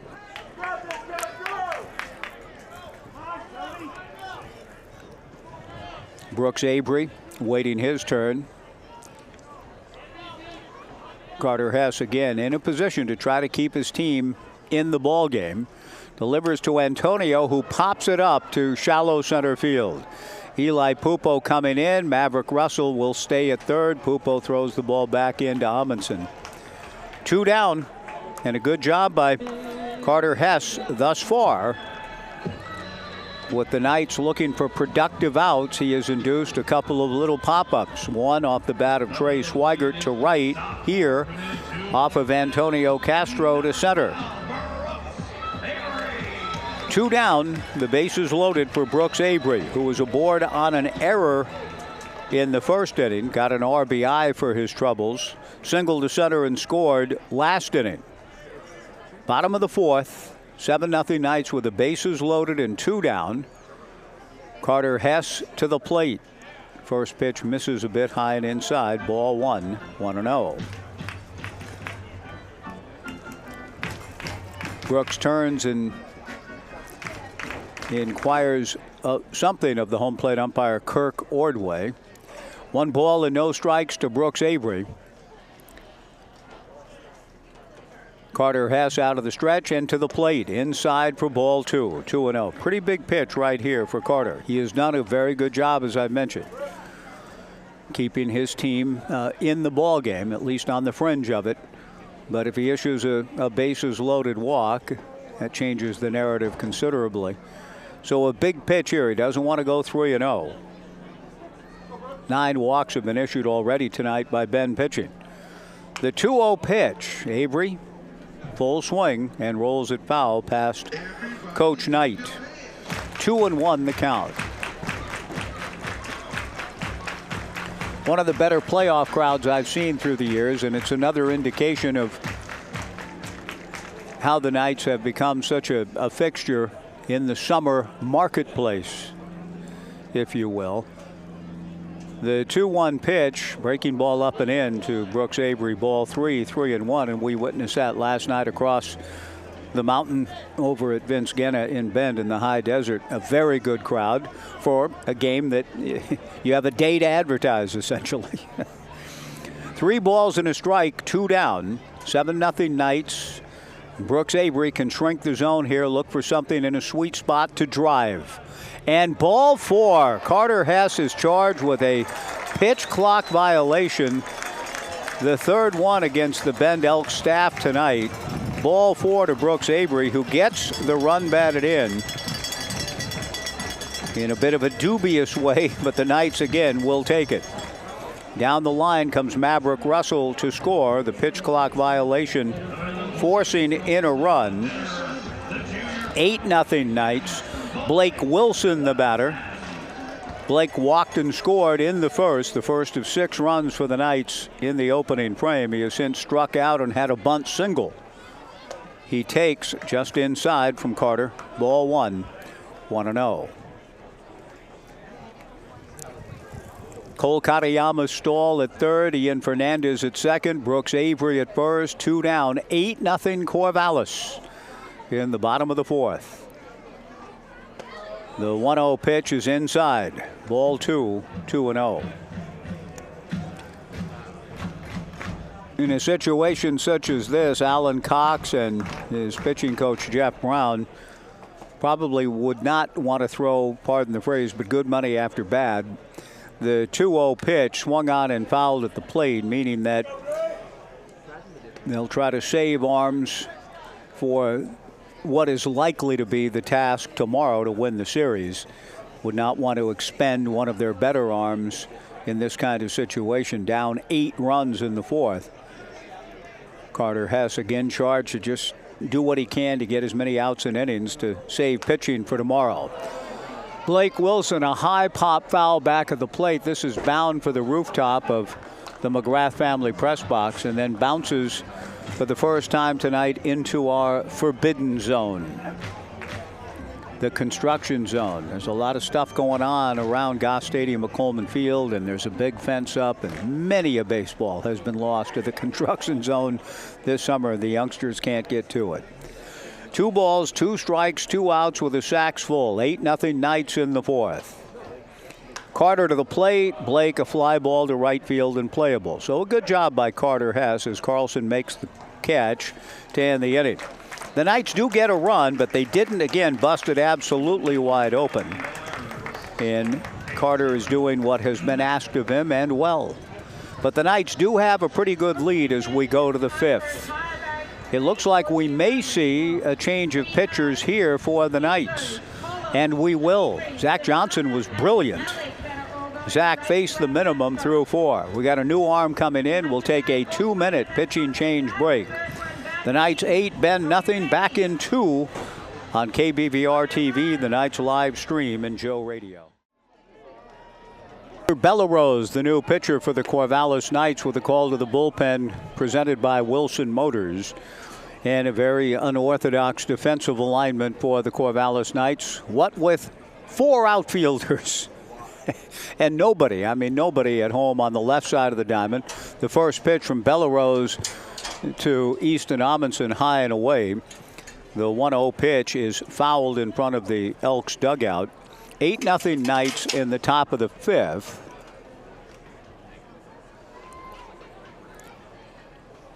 Fully 4 outfielders with the 1-1 pitch coming, fouled at the plate, in the count 1-2. Cole Katayama Stahl leaves third base and goes out to left center field. Brock Kettleson looking pretty casual out in right center, with Ian Fernandez taking that one off the somewhere around the neck area. The Knights athletic trainer comes out to see how Ian is faring. I think Ian's going to be all right, and in fact, he's going to be fine. Smiles all around, with Fernandez hoping he's going to get a cup of water proffered him. But that gives us a chance, as Ian kind of recovers, to carry on, to take a look at the Knights' alignment of Brooks, Avery, and straightaway left. Fernandez pronounces himself okay to carry on. And Will settling back into the crouch. Brooks, Avery in a catcher's crouch out in left. Cole Katayama Stahl in left center. Brock Kettleson in right center. Antonio Castro in straightaway right. Knight shortstop Blake Wilson directly behind the bag. Ferrajaro in deep right. And Amundsen renders the entire alignment moot. Goodbye. Hammers it over the right field fence. Needed a 5th outfielder stationed out near the railroad tracks. Amundsen crushes it, and Bend is on the board. A rude greeting for Tyler Bellarose, giving up the long home run to Amundsen, who blasted 34 during the spring. And Bend is on the board at 8-1 on the solo shot by Amundsen to lead off the 5th. Ryan Vandenbrink, the batter. The Knights return to a conventional deployment defensively. Cole Katayama Stahl comes back into the infield, and the Knights are essentially straight away. Tyler Bellarose giving up the long home run. 8-1 Corvallis. Vandenbrink, Tyler's teammate to be with the Beavers, hits one foul to the right and out of play. No balls and a strike. If you live or work in one of 24 Western or Central Oregon counties, you're entitled to membership privileges and the full financial services at Oregon State. The Oregon State Credit Union can be joined online at OregonStateCU.com or at one of their 15 branches. Vandenbrink fouls one into the forbidden zone. 0-2 to Ryan. 8-1 Knights in the 5th. The strike 2 pitch punched foul headed towards Urchin Alley. The count remains 0-2. You can join online, OregonStateCU.com, or pop into one of their 15 branches. Oregon State Credit Union, the proud title sponsor of the Knights' big fireworks extravaganza every year, and this year included. Fastball taken by Vandenbrink. Strike 3 called, 1 away. Good recovery by Bellarose. Gives up a homer, comes back to strike out Vandenbrink. Our thanks every summer, all these years, to Oregon State Credit Union, investing in all of our communities and dedicated to creating financial solutions toward making local lives better. Teddy Tokheim flied to right in the 2nd. Takes the first pitch a little bit high and away. Ball 1, 1-0. Brooke Knight asking essentially where it missed. Kirk Ordway just kind of gives him an indication with the hand. The 1-0 pitch popped up to right field and playable for Antonio Castro. Antonio tracks it and catches it for out number 2. And that's the best response. And Tyler Bellerose has a little bit of the, it's not necessarily, he's not quite as stone-faced, stoical. The great Buster Keaton. The 100th anniversary, by the way, of The General, filmed in Cottage Grove, will take place next year. And the following year, I think there's going to be a 50th anniversary of the filming of Animal House in Cottage Grove, the final climactic scene. Lafitte takes a strike, 0-1 the count. 8-1 Knights in the 5th. The 0-1 offering misses down and away. But that is quite a quality that Buster had, the great stone face. And Bellerose is somewhat unflappable in that way. He will show a little bit more emotion on his countenance, great smile and engaging. But he doesn't let anything that happens, the vicissitudes of life, get him down. And this vicissitude here in the inning, a home run from Amundsen. The next pitch fouled into the alley again to the right. Tyler back with a breaking ball and misses up. Ball 2, 2-2 to Jack Lafitte. 2 down, nobody on. 83 degrees still at 8:11 with 43% humidity, blessed with a low AQI of 14. The 2-2 pitch, chop foul past Johnny Kemp. The count remains 2 balls and 2 strikes. And as Bruce Coburn, the great Canadian bard, says, 5:51, dawn was breaking in the air. You don't take these things for granted when you think of what's in need of repair. And so when I think about a summer this time in August 9th, and an AQI that's that low, we take nothing for granted. A fly ball to right. Antonio Castro moves over and catches that one too. And after the home run, the long clout from Easton Amundsen, Tyler Bellerose shrugs it off and comes back to get the next 3 batters. Last night, 18 in Bend for the AQI, 14 here. And sometimes that's more than just a small source of comfort, but a great source of comfort. It's great to be here tonight, a beautiful night for baseball. We go to the bottom of the 5th inning. It's the Knights 8 and Bend 1 back in 90 on the Knights live stream and KBVR TV and Joe Radio.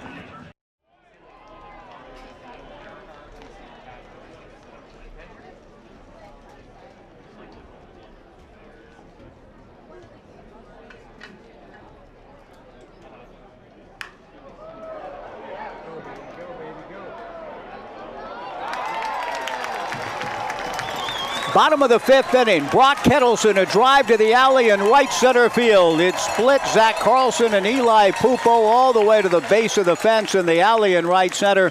And Brock Kettleson doing his thing again, rounding second and into third base. One of the more exciting plays in the game of baseball, the triple. I know that all humans dig the long ball.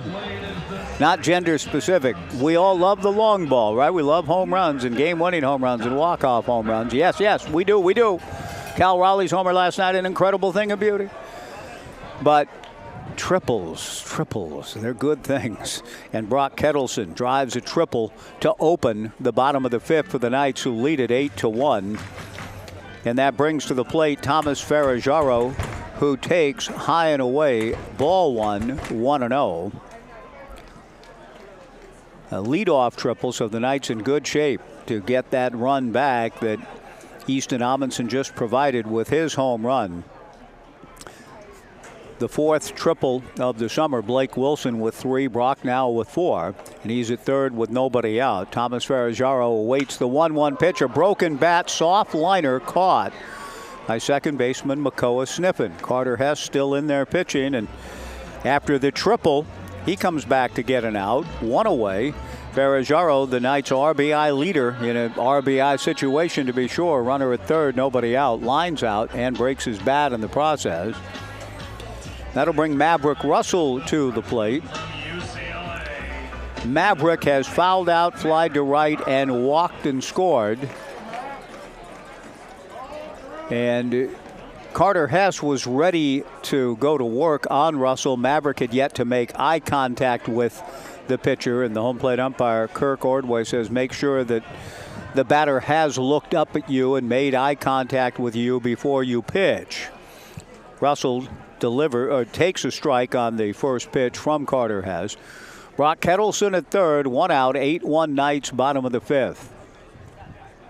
The 0-1 pitch just outside, 1-1 to Maverick Russell. The Knights with 8 runs and 6 hits. Bend pitchers have issued 10 walks.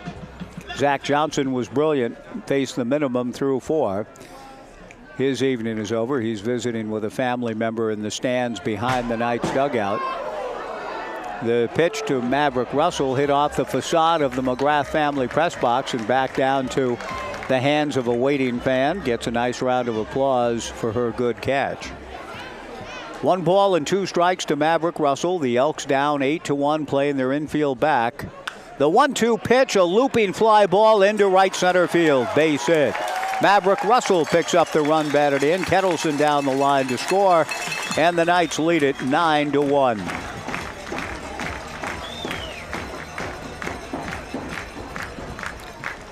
Cole Katayama Stahl will be the hitter.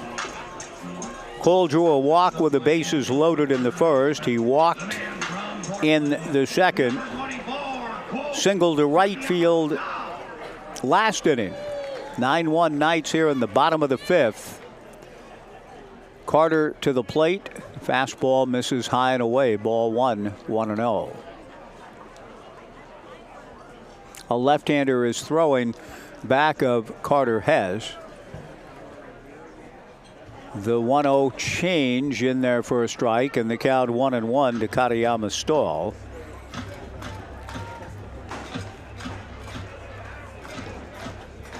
Brooks Avery's dad just came and inquired of me, where's a good place to cool off in the river tomorrow? The 1-1 pitch hits slowly to the shortstop, Benji Solano. He goes to second for 1, on to first, not in time. Cole Katayama Stahl aboard on the fielder's choice, 6-4, 2 down. Trey Swigert, the batter. That's an interesting question in that I'm in the river as much as I can. It's been limited this summer. And there's some restrictions early on with the hip recovery and all of that, but cleared to get back in, and I've been enjoying it here of late and hope to tomorrow before the ball game, which appears likely tomorrow night at 6:06. If the Knights win this game, they're up 9-1. We'll see you tomorrow night at 6:06 to settle the series. Trey Swigert takes high, ball 1, 1-0.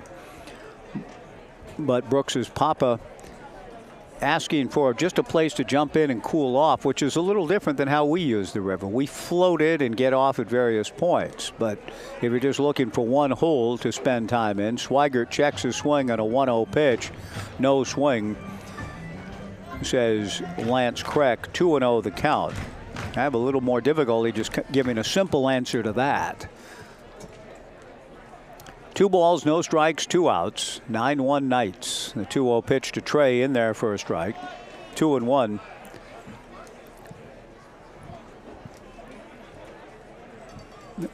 If he doesn't mind being around a lot of people, the hole not far from here in Avery Park, Mary's River, is a pretty good one.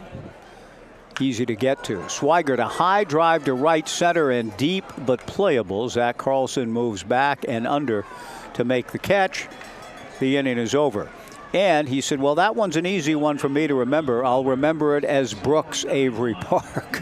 The swimming hole behind the Corvallis Parks and Rec, and there's some nice little holes back in there. So that's what I gave him. I hope that was good enough. Those are good holes.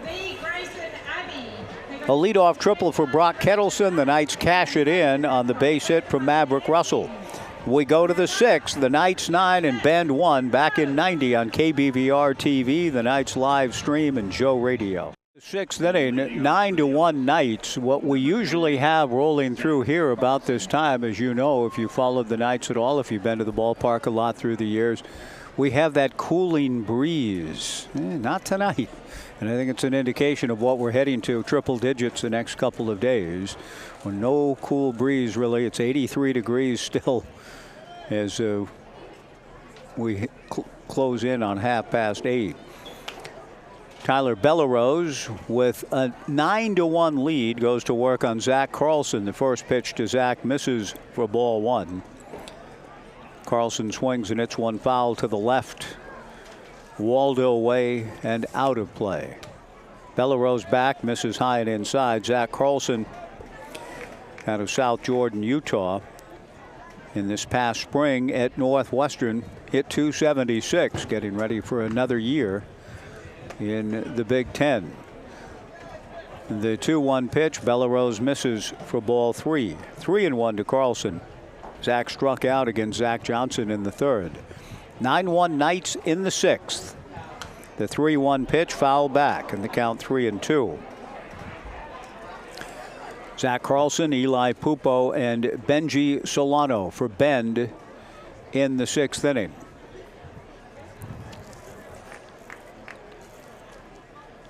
The 3-2 pitch, that is hit Waldo way, in fact, towards Waldo Hall itself.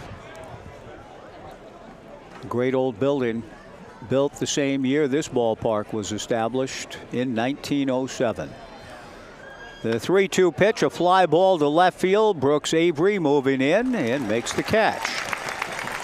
One away. Nice job by Bellerose, falling behind 3-1, and he told me that the biggest thing he's working on as he gets ready to come into the Oregon State program this fall. And it's so nice to see Bellerose with a commitment to his summer league teammates, a young man out of Huntington Beach, participating in the Bridge program as is required for all incoming freshman student athletes.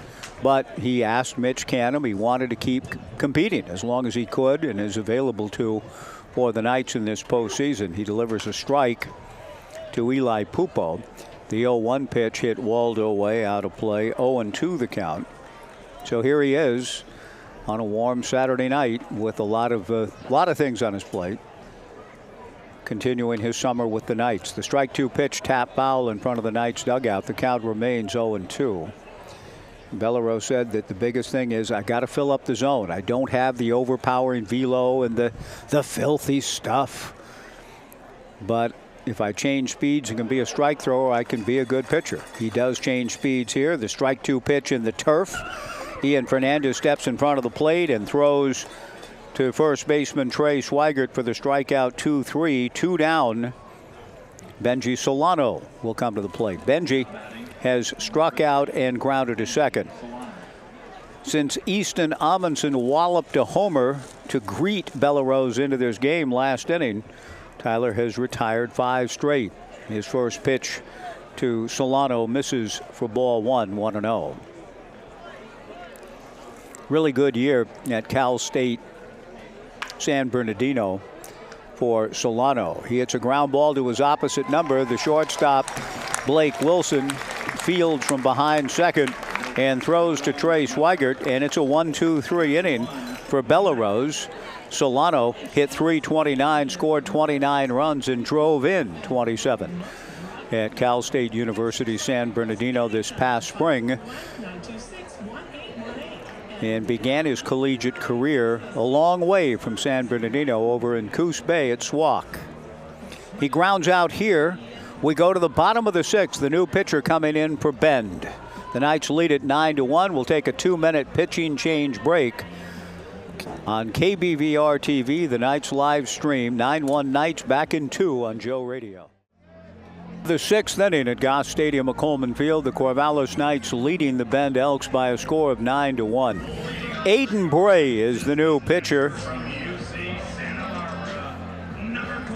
taking over for Carter Hess, who under the circumstances did very well for himself. The game did not get further out of hand. The Knights did kind of, singleton in the third, one in the fourth, one in the fifth, but after the sixth spot in the first, Carter has settled things down enough to keep Bend in the game from a distance, with apologies to Bette Midler. Ian Fernandez takes a strike from Aiden Bray. 0-1 the count. Aiden back to the plate and misses inside the Clue FM song of the game. Now we've got the first base umpire, Tom Purchase, walking over towards Aiden Bray. I'm not sure what. The count goes to 1-1. Purchase saw something in the delivery that he thought was a little untoward, or perhaps not within the rules, and he may be helping to correct that for Aiden Bray here in the sixth. The song between innings was something by Van Morrison. I don't know it, but almost anything by him is worth listening to. I've heard the song, but I couldn't name it. I'd need to Shazam it. The 1-1 pitch to Fernandez inside for ball 2, 2-1. Ian Fernandez, Antonio Castro, and Brooks Avery. There's a song on one of Van's, and Robert, if you're listening tonight, this is Robert Hirsch's Bailiwick. Robert, if you're able to help me with it, I'd like to remember correctly. The 2-1 pitch. Fernandez smashes it to left center and deep. Pupo going back, still going back. He can't get it. The ball is over his head and off the base of the fence in left center, and Fernandez is digging for 3, and Ian is in with a head-first slide with another leadoff triple. Kettleson last inning a leadoff 3-bagger, and now Ian Fernandez extends the arms and blasts that ball to deep left center. Beautiful swing from Ian Fernandez, getting his first triple of the summer of 2025. And Antonio Castro, who had a 2-run double in the night's 6-run first to the plate, has since grounded out and flied to center. 9-1 Knights in the sixth. From the album Avalon Sunset, a sweet album, by the way, there's a line in which Van talks about walking along and, quote, and the crack was good. And the crack was good. The pitch on the way to Antonio, outside ball 1, 1-0. I remember the first time I heard that song many, many years ago. I thought, I'm surprised he would be praising the crack being so good. It just didn't seem like something to be celebrated. But apparently that's a colloquialism for chat or conversation. Unfortunately, I hear, the crack was good. I think of something else, but Van was thinking about pleasant conversation. The crack, we were walking and the crack was good. Okay, what song is that? I don't know. I don't have time to look it up. Robert, do you know? It's a sweet little tune, with my misgivings early on notwithstanding. The 2-0 pitch to Antonio Castro, foul back. The count 2-1. A leadoff triple last inning for Brock Kettleson. Brock came in to score on a base hit by Maverick Russell. Ian Fernandez, a leadoff triple to left center here in the sixth. Castro looking for his third run batted in. 9-1 Knights in the sixth. Aiden Bray from the stretch comes to the plate. Castro takes high. And the count to Antonio. 3 balls and a strike. Amanda is bringing me a hot dog, which is very kind of her. Thanks, Amanda. Thank you, young Ben. The 3-1 pitch to Castro, hit foul off to the left and out of play. Team play, the ball being handed through Knights fans. I've been to ballparks, as have you not, where the peanut vendor throws peanuts way down the aisle from one section to the next. I like that as a show in a ballpark. Might be a little riskier with hot dogs. 3-2 the count to Castro. Fernandez at third, nobody out. A leadoff triple for Ian, 9-1 Knights. Bray delivers. Castro punches this one foul in the air off to the left, heading towards the Jack Riley concourse. And down the stairwell on that third base side entrance, halfway up the third baseline. The count remains 3-2 to Antonio. It just looks like, looking out of the ballpark tonight on this warm summer night, that the crack is good in the ballpark too. Castro slices one down the left field line, foul, giving chase. Teddy Tokheim not able to chase it down. The count remains 3 balls and 2 strikes. Brooks Avery on deck. My daughter told me recently of finding a swimming hole near Alsea Falls where you can swim through a fall. The water's cold and bracing but glorious. An entire book was written on swimming holes in the state of Oregon many years ago, which we have and have hit a few over the years. Fernandez down the line from third. Castro swings and it's a ground ball to first, which will produce a run. Antonio's third RBI. Fernandez down the line to score on the RBI ground out for Castro, and the Knights lead it 10-1. Brooks Avery will come to the plate. But I could tell from Brooks's dad's question, he doesn't want to, I think he doesn't want to work that hard to go to Alsea Falls in a swimming hole there, or, head up past Foster Lake and some of the great holes up that way beyond Sweet Home. There's some wonderful holes. I can't remember all the names of them, but they're glorious. I think he wants to stay a little closer to home. So what does one tell somebody who asks that? I think Mary's River is fine. There's several nice spots on it. And if you want to get away from the madding crowd, you can find not the one big hole that everybody goes to, but there's others through the trails that you can find where you've got a little bit more privacy. Brooks Avery swings and it's a fly ball to center field. It'll drop in front of Eli Pupo for a base hit. Brooks Avery, a one-out single. 10-1 Knights. It appears more and more that we're going to have a chance to gather again tomorrow night for a decisive Game 3.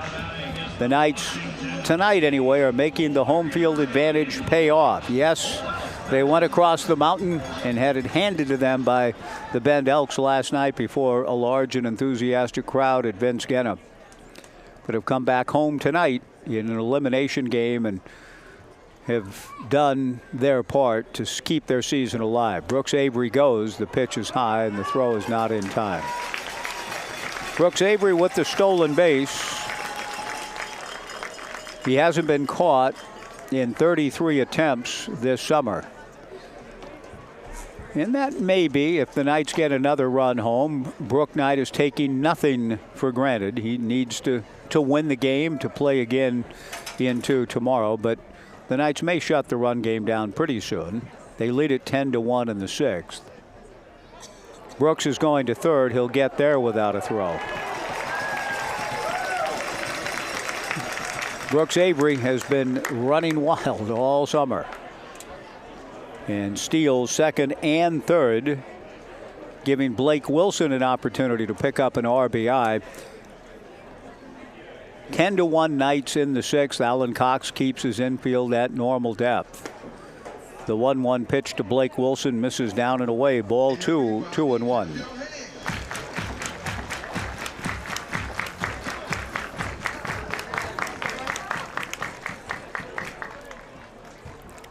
Aiden Bray from the stretch. Brooks Avery, a sprinting lead, puts the brakes on about a third of the way down the line, trying to distract Aiden. The 2-1 pitch from Bray misses for ball 3-1. Aiden's namesake spoke to reporters after the scrimmage today, and Trent Bray is thrilled about the progress his second team at Oregon State is making in fall camp. A fly ball to right field. This will be deep enough to score Brooks Avery. Zach Carlson the catch. Avery tags and sprints in. Scores standing up. A sac fly for Blake Wilson. The Knights lead it 11-1.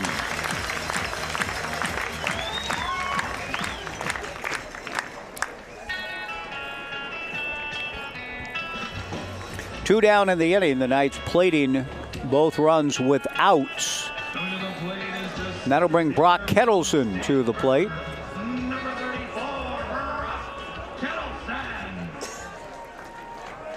Brock has been aboard on an error and scored, walked, had an RBI groundout, and led off last inning with a triple and scored. He swings and misses, 0-1 the count. 11-1 Knights, bottom of the sixth. Van Froling, the likely starter for the Corvallis Knights in the winner-take-all game tomorrow, which I think most of us are planning on at this point. A high pop foul off third. Jack Lafitte comes over in front of Brook Knight and the third base coaching box to make the catch and end the inning. The Knights get two more. They've scored in every inning save the second. They set the tone with a 6-run first. We go to the seventh. The Knights 11, Bend 1. will be back in 90 on the Knights live stream, KBVR TV and Joe Radio. Innings at Goss Stadium at Coleman Field. The Corvallis Knights 11 runs, 9 hits and no errors. The Bend Elks a run, 1 hit, 2 errors. Tyler Bellerose goes to work in the 7th inning. In the first pitch, a check swing by Makoa Sniffen. Did he go? Well, first base umpire Tom Purchase said he did. 0-1 the count. Makoa has walked and popped to short. The only walk issued by Knights pitching was by Zach Johnson to Makoa in the first, whereas Bend pitchers have walked 10. Ian Fernandez needs a moment after that pitch. He he adjusts his mask, and I'm not sure if something got into his eye, but he again puts the mask, yanks it back on, settles back in. 1 ball, 1 strike to Makoa. 11-1 Knights. In the top of the 7th, Tyler Bellerose still in there and misses high and away. Ball 2, 2-1. Makoa Sniffen, Andrew Graham, and Easton Amundsen. The 2-1 pitch hit sharply to third, speared by Katayama Stahl, throws across to Trey Swigert, who maintains contact with the bag on a good stretch. 1 away. Andrew Graham will be the batter. When you visit Corvallis to catch Knights baseball or find a good swimming hole or whatever brings you to our town, we encourage you to stay at your locally owned Best Western Corvallis, the official hotel partner of your Knights, close to the ballpark with the largest hotel rooms in the city and an outdoor heated pool. Ground ball into left field, base hit off the bat of Andrew Graham.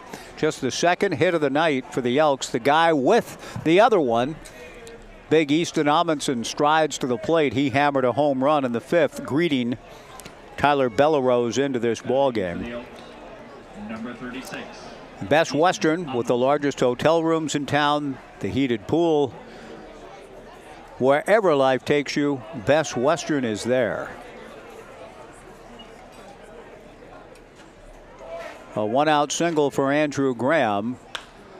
Amundsen, a high fly ball to center field. Kettleson was very deep. He moves in to make the catch. 2 down.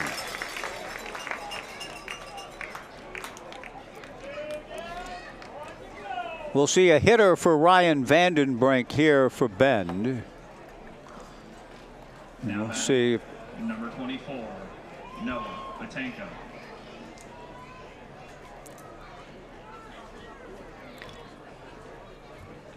Noah Batenko out of Cal State San Bernardino, and from San Diego is the pinch hitter here. He swings and taps 1 foul at the plate. No balls and 1 strike. 11-1 Knights in the 7th. Bellerose and Ian Fernandez, the Knights battery.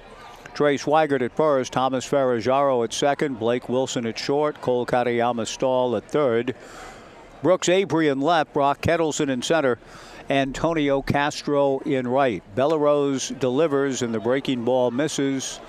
The count 1 ball and 1 strike.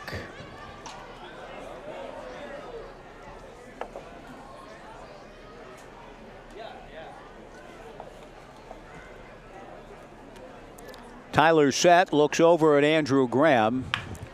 Chopper back of third, backhanded by Katayama Stahl. Off balance throw to first on a hop, in time for the out to retire the side. A tremendous play by Cole Katayama Stahl. Going to his right to backhand and quickly got something on the throw for out number 3, and the Elks are gone in the 7th. Tremendous play by Cole. No runs, a hit. The fans rising to their feet. Some were up already to cheer the play by Cole. We go to the bottom of the 7th inning. Playoff baseball presented by Pioneer Connect. The Corvallis Knights 11, Bend 1, back in 90 on the Knights live stream and Joe Radio. The 7th inning, Aiden Bray getting ready to face Thomas Ferrajaro. Thomas will be followed by Maverick Russell, and then Cole Katayama Stahl, who just made the tremendous defensive play to end the top of the 7th inning.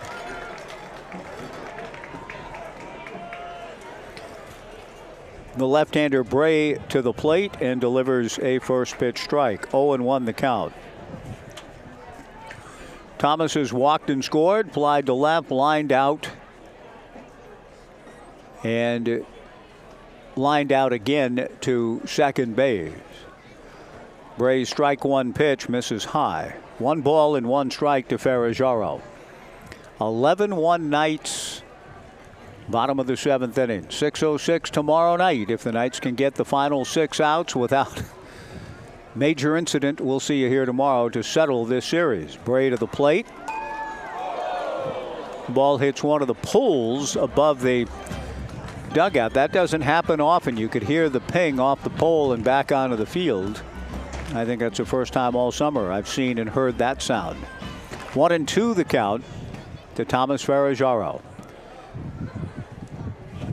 Aiden Bray works from the stretch. The left-hander to the plate. Pitch is swung on and rolled slowly foul up along third. The count remains 1 ball and 2 strikes.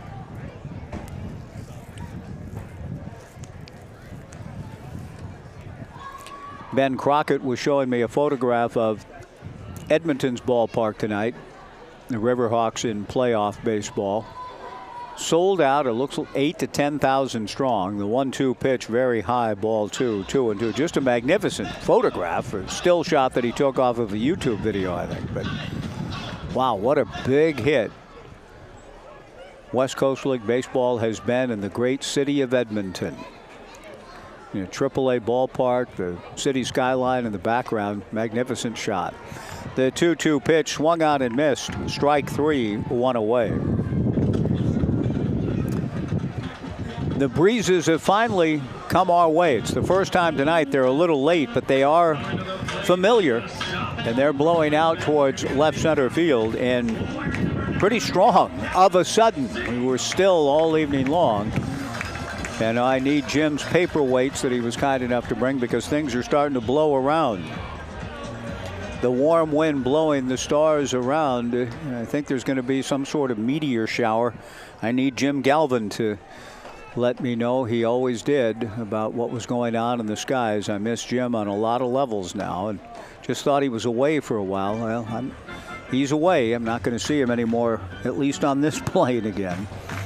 But thinking about the skies and a warm wind blowing the stars around, somebody on the river said today that a meteor shower is coming soon, a big one.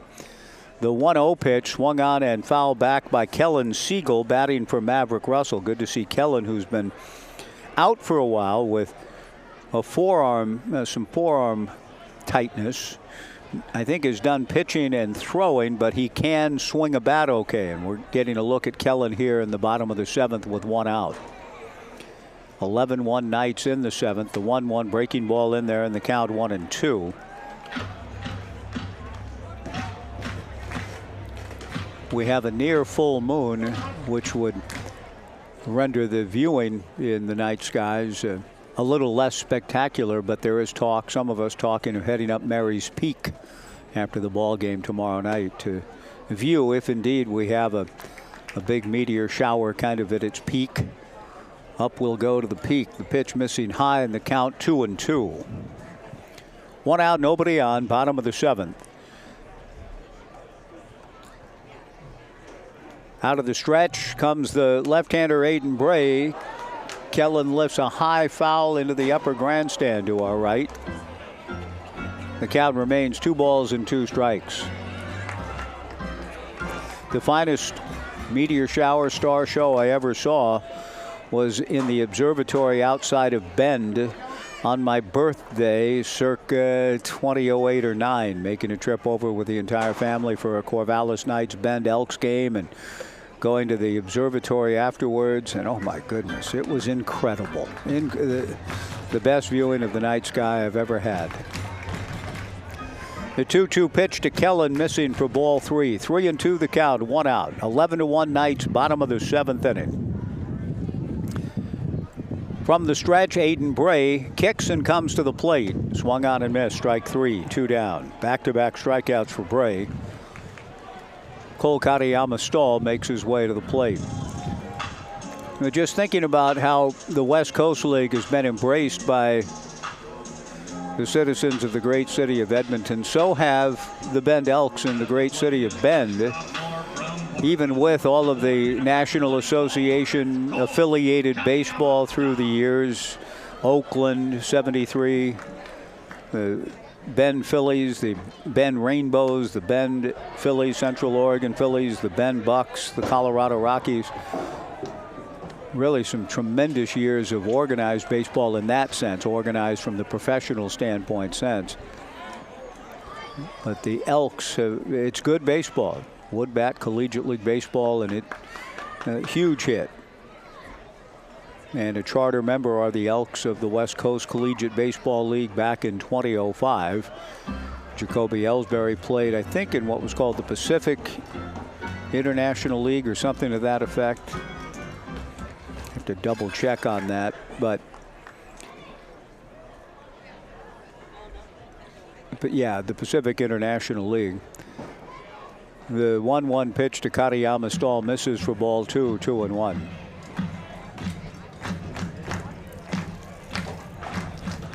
And it's, you know, you can drive yourself crazy. Well, what if this didn't happen or that? The whole sliding doors phenomenon and how life could have taken different turns. The 2-1 pitch hit foul off to the left towards Waldo Way. 2-2 the count, but the Pacific International League served the city of Bend well in that, with the stadium nearly bulldozed. A Save Our Stadium campaign saved beautiful Vince Guenna in 2000. The Bend Elks came into existence that summer and played in the Pacific International League 2000 to 2004, encompassing the time that Jacoby Ellsbury played in the PIL and fell in love with college baseball. A 2-2 pitch missing for ball 3, 3-2. Had Vince Guenna been demolished, had the International League not been formed, had Jacoby not gotten a taste of collegiate ball in the summer of 2002, he might have signed out of getting drafted out of Madras, never been a Beaver, we wouldn't have the Jacoby Ellsbury clubhouse that we do here now down the left field line, or that trip to Omaha in 05, or the subsequent trips and championships. Bend playing a part in that, and that Jacoby enjoyed his experience and chose not to sign out of high school but to come to Oregon State. Katayama Stahl hits one foul to the left and out of play. Aiden Bray delivers a 3-2 pitch outside, ball 4. Cole Katayama Stahl drawing a 2-out walk. Trey Swigert strides to the plate.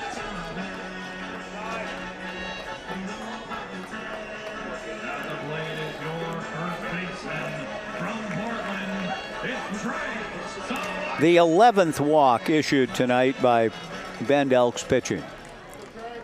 A reason the Knights are comfortably in front, part of it anyway, 11-1 in the bottom of the 7th. Aiden Bray to the plate. Big swing and a miss by Trey. 0-1 the count.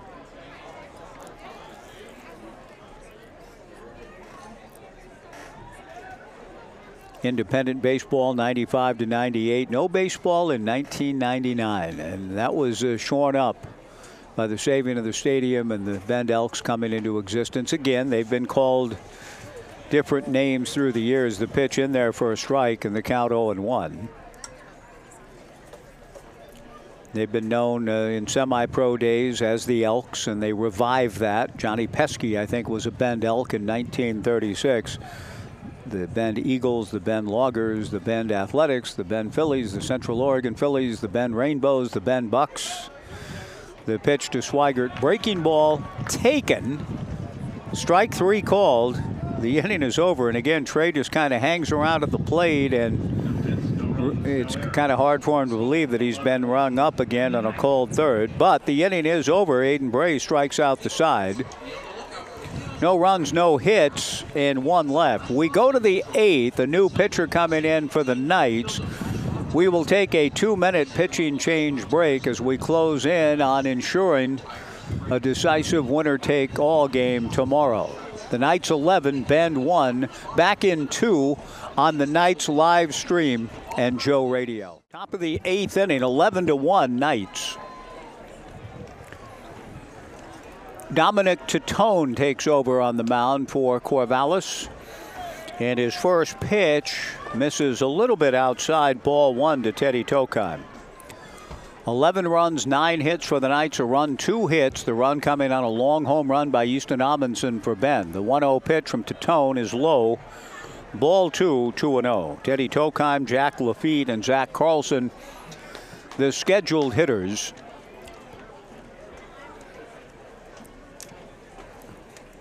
Tatone from the stretch delivers a strike. The ball popping in and out of the mitt of Ian Fernandez, who's gone all the way.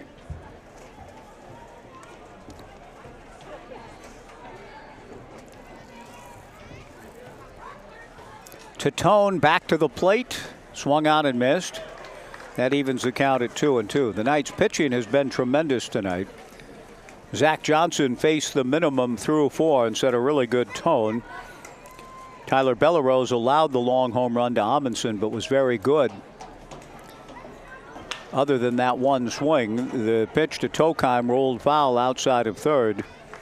The count 2-2. Brooks Hatch has just delivered unto me the results of former Knights players and former Oregon State players in the major leagues tonight. Drew Rasmussen was brilliant last night in what turned out to be a no decision. Cal Raleigh blasting a 3-run home run last night, not off of Drew, but in the bottom of the 8th to send T-Mobile Park into near delirium. The 2-2 pitch high and away from Dominic, ball 3 to Tokheim, 3-2 the count. And Raleigh hit another one tonight. He and Julio Rodriguez on back-to-back pitches homered. What an incredible year for Cal Raleigh. Thank you, Dominic. Coney Island is the tune I was seeking from the great Van Morrison. Coney Island. Good song. 3-2 pitch hit foul. The count remains 3 balls and 2 strikes. Trevor Larnach didn't play for the Twins. Brooks Lee went 1 for 4. Kansas City beat the Twins 2-0. Adley went 0 for 4. The Athletics beat the Orioles 11-3. Tatone's 3-2 pitch is high, ball 4. Dominic Tatone issues a leadoff walk to Teddy Tokheim. Jack Lafitte will come to the plate. Unless we have a hitter. No, we don't. Jack is hitting for himself. Stephen Kwan went 1 for 5 in the Guardians' 3-1 victory over the White Sox. Michael Conforto 1 for 1 with a run scored. The LA Dodgers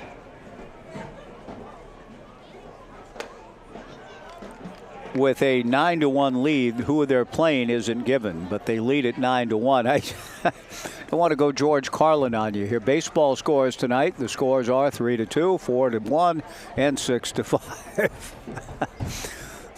But that's about what I did with that Dodgers score. The 1-0 pitch, a line drive, base hit to right field. Antonio Castro does not get the baseball back in. Our pregame show guest, Quinn Dufort, does. Quinn now out in right field. Jack Lafitte with a base hit. That brings Zach Carlson to the plate. On the hit, Teddy Tokheim stops at second. Antonio Castro tonight with 3 runs batted in.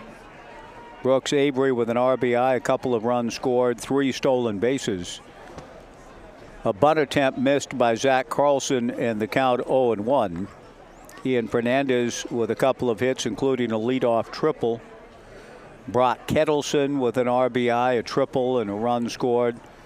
All of that said, the Knights needed to get a strong pitching performance to make sure that they were going to get another shot at Bend tomorrow to settle the series.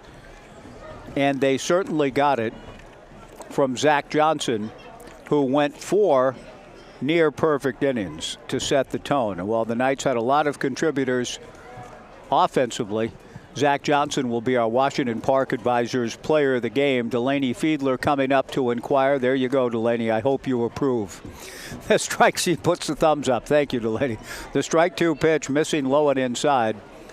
1 ball and 2 strikes to Zach Carlson. Zach Johnson faced the minimum through 4. 2 on, nobody out. Bend trailing 11-1. The Elks trying to show some fight here down the stretch. and hope to translate it into a complete ball game tomorrow. And they get another base hit here, and will put a little pressure on the Knights. Teddy Tokheim scores. Quinn Dufort gets the ball back in. Now the Knights 11 and Bend 2 on the Zach Carlson RBI single to right. On the play, Jack Lafitte goes to third. Eli Pupo will be the hitter. Eli has struck out twice. If the Knights don't let this all slip away, and they're up 9 in the 8th, the Knights have rallied at home 6 times in 1-0 deficits to win playoff series. So if they're able to win this ball game and force a decisive game 3 tomorrow, and they lead at 11-2. Titone's first pitch missing low and inside to Pupo, ball 1-0. Brooks Hatch doing some research and shows that they have history on their side in that decisive game at home, defeating Bend in 2008 and 11 in a decisive game 3 here. Line drive foul down the left field line off the bat of Pupo. The count 1-1. Against Yakima in 2017, 2021, and 2022. After losing the first game, rallying to come back to win, and then against Cowlitz in 23, they won titles in all of those years, in spite of spotting the opposition game 1 in a playoff series in 2008, 2011, 2017, 2021, 2022, and 2023. They hope that, again, history serves them well tomorrow. If they get there, they're up 11-2. The 2-1 pitch, Titone misses for ball 3, 3-1.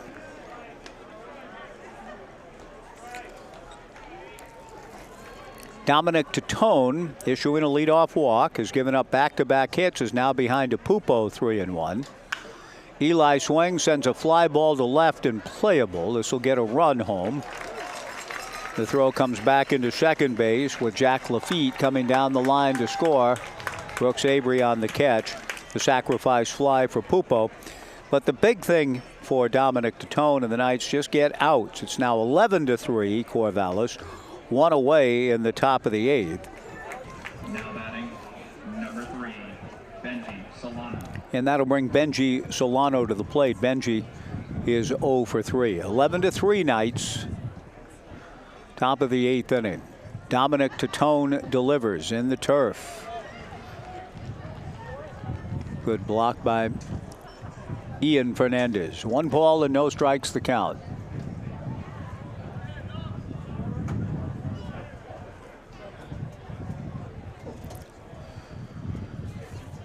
Dominic from the stretch, the lefty to the plate, swung on and missed. 1-1 to Benji Solano. Good to see Micah von Schimmelman in the house tonight. Micah informed me that he is playing bass for the band The Brook and the Bluff out of Nashville and starting to make their mark. I like the name. The pitch on the way, swung on and missed, and the count 1-2. The Brook and the Bluff. 1-2 the count with 1 out, top of the 8th inning. 11-3 Knights, scoring 6 runs with just 1 hit.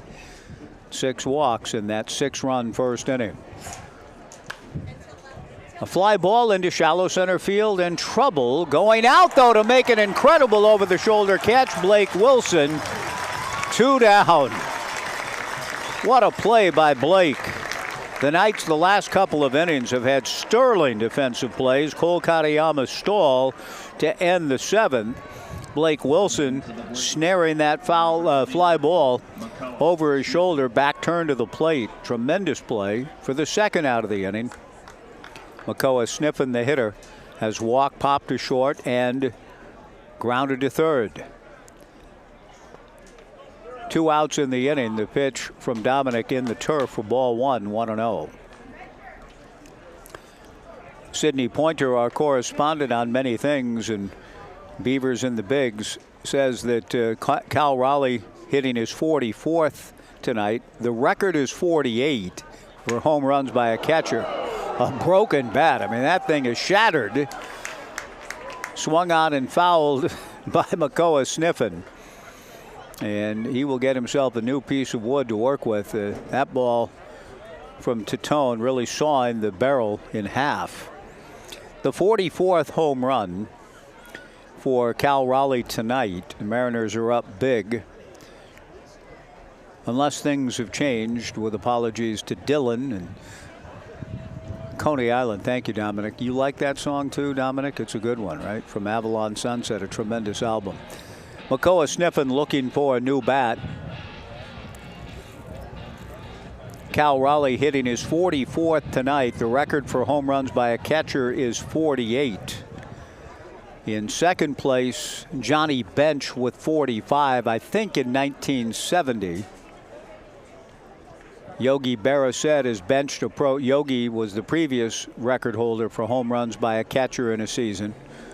And as Bench approached him in that 70 season, Yogi said, "I thought the record would stand until it was broken." The 1-1 pitch whacked into left field by the diving Blake Wilson for a base hit. Makoa Sniffen getting a single to left. Zach Carlson into second. Andrew Graham, the batter, 2 on and 2 out. It has not been the best of frames for Dominic Titone. He'll be in a better frame of mind if he can get the final out here with the damage limited to 2 runs. Bo Kearns hasn't made a visit yet, but Dominic perhaps will hear from Bo if anything else occurs in the inning in the form of a base hit or a run. Andrew Graham fouls one into the forbidden zone to my right. No balls and a strike. I can't remember the name of that catcher who hit 48. That was not that many years ago. 48 home runs by a catcher. Whom. The strike one pitch in there for strike 2 to Andrew Graham. Johnny's 45 and 70 stood a long time until 4, 5, 6 years ago when a catcher hit 48. Cal Raleigh appears to be on his way to breaking home runs by a catcher in a season, now at 44. The strike 2 pitch, a fly ball to right field. Quinn Dufort drifts over and back a few steps, makes the catch. The inning is over. Bend shows some life offensively. They get a couple of runs on 3 hits in the inning, no errors. The Elks leave 2. We go to the bottom of the 8th. The Knights 11, the Elks 3. We'll be back in 90 on the Knights live stream, KBVR TV, and Joe Radio. Inning, that moon that I alluded to, wow, an impressive sight. A lot of folks gawking now here at Goss Stadium at Coleman Field, coming around the big trees and coming into view on the horizon as we look east from our vantage point at Goss Stadium at Coleman Field. Impressive. Not high in the sky, but will be later, and that would again have an effect. I don't know what position she'll be in tomorrow night if we try to catch the meteor shower, but the moon itself puts on a good show tonight for sure. Coming up through the trees, and fans gazing at it, gawking and impressed. The Knights have been impressive tonight. They lead it 11-3, bottom of the 8th inning. Ian Fernandez, the batter, swings and drives one toward the moon into left center field. At least the moon in full vision. Fernandez tripled last inning to lead off, and he's on his way for 3 again, but the ball went through the fence out in left center, preventing one of the rarest of things in baseball, and that is back-to-back triples for a guy. Ian Fernandez, in this case, tripled to lead off the 6th inning. Here in the 8th, I think he would have gotten another triple, but the ball went through a panel in the fence out in left center field.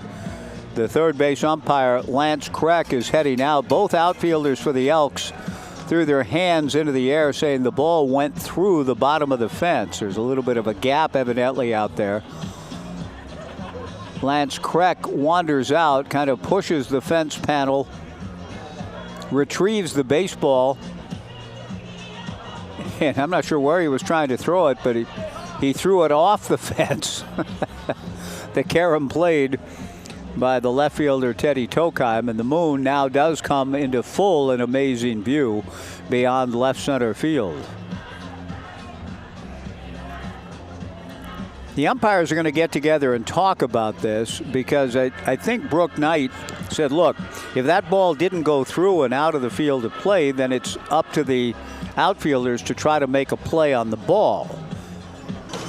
Both outfielders threw their hands in the air, indicating that they couldn't get to the baseball because it went through a gap in the fence in left center. Brooke Knight's contention is, well, if they can reach the ball, even if it requires a slight reach, I think into the panel of the fence or whatever, if the ball's still visible and reachable, they've got to make an attempt on it. And I think that's what Brooke is bringing to the attention of the umpires, and they want Ian Fernandez, Brooke does, to have a chance to get another triple, and the umpires would judge, well, it's either a ground rule double or we don't think he could have gotten to third. I'm not sure what they talked about or decided. But Ian Fernandez has to settle for a double instead. He has 3 hits on the night, a single, double, and a triple. I don't think he's going to get another chance to hit unless the Knights go on a barrage here in the bottom of the 8th, so no chance for the cycle, but that's impressive. A single, a triple, and a double for Fernandez. Quinn Dufort, the batter, took over for Antonio Castro. Quinn was my pregame show guest, and I really enjoyed the visit with a young man who's had a tough summer, but good for him. He's worked hard. He's been conscientious in laying low, and certainly laid low by mononucleosis. It hit him very hard, like a truck, he said, and knocked him out for quite a while. The 1-0 pitch, a strike to Quinn, and the count 1-1. 11-3 Knights. Bottom of the 8th inning. But he was told that he would likely be shut down for the summer when he got mono in just the second week of the season in early June. But here he is in the postseason, trying to make a contribution. Talented two-way player will go to the Bluff this fall, and after not playing in his redshirt campaign, looked to be a big contributor both on the mound and in the field for Coach Loomis and the Pilots. On the Bluff and the brook not far, the big brook known as the Willamette over the Bluff, the brook and the Bluff, the Bluff and the brook, the brook and the Bluff. The 2-1 pitch hit foul off to the left and out of play. The brook and the Bluff, the band that Micah Von Schimmelman is the bassist for. I'm going to look him up on my way home. And I think listen to Coney Island for the old time's sake. I haven't heard it for a while. 2 balls, 2 strikes the count. 11-3 Knights in the bottom of the 8th inning. A leadoff double for Ian Fernandez. The Knights have had 2 leadoff triples and a leadoff double here in the later innings. Dufort takes high, ball 3, 3-2. The Knights are 3 outs away from an elimination game tomorrow for both clubs. The decisive game 3 of this best 2 out of 3 playoffs. 6:06 here at the ballpark. It's going to be a hot one tomorrow. The 3-2 pitch, Quinn swings and hits it foul, Waldo way, and it actually stays in the yard into the upper grandstand, and a bunch of youngsters over there, part of a crowd tonight of 1,043, a really good number for a playoff game. 1,043 here at GA. Aiden Bray delivers a 3-2 pitch, a ground ball to second. Throw to first from Makoa Sniffen gets Quinn Dufort. 1 away, Brooks Avery, the hitter.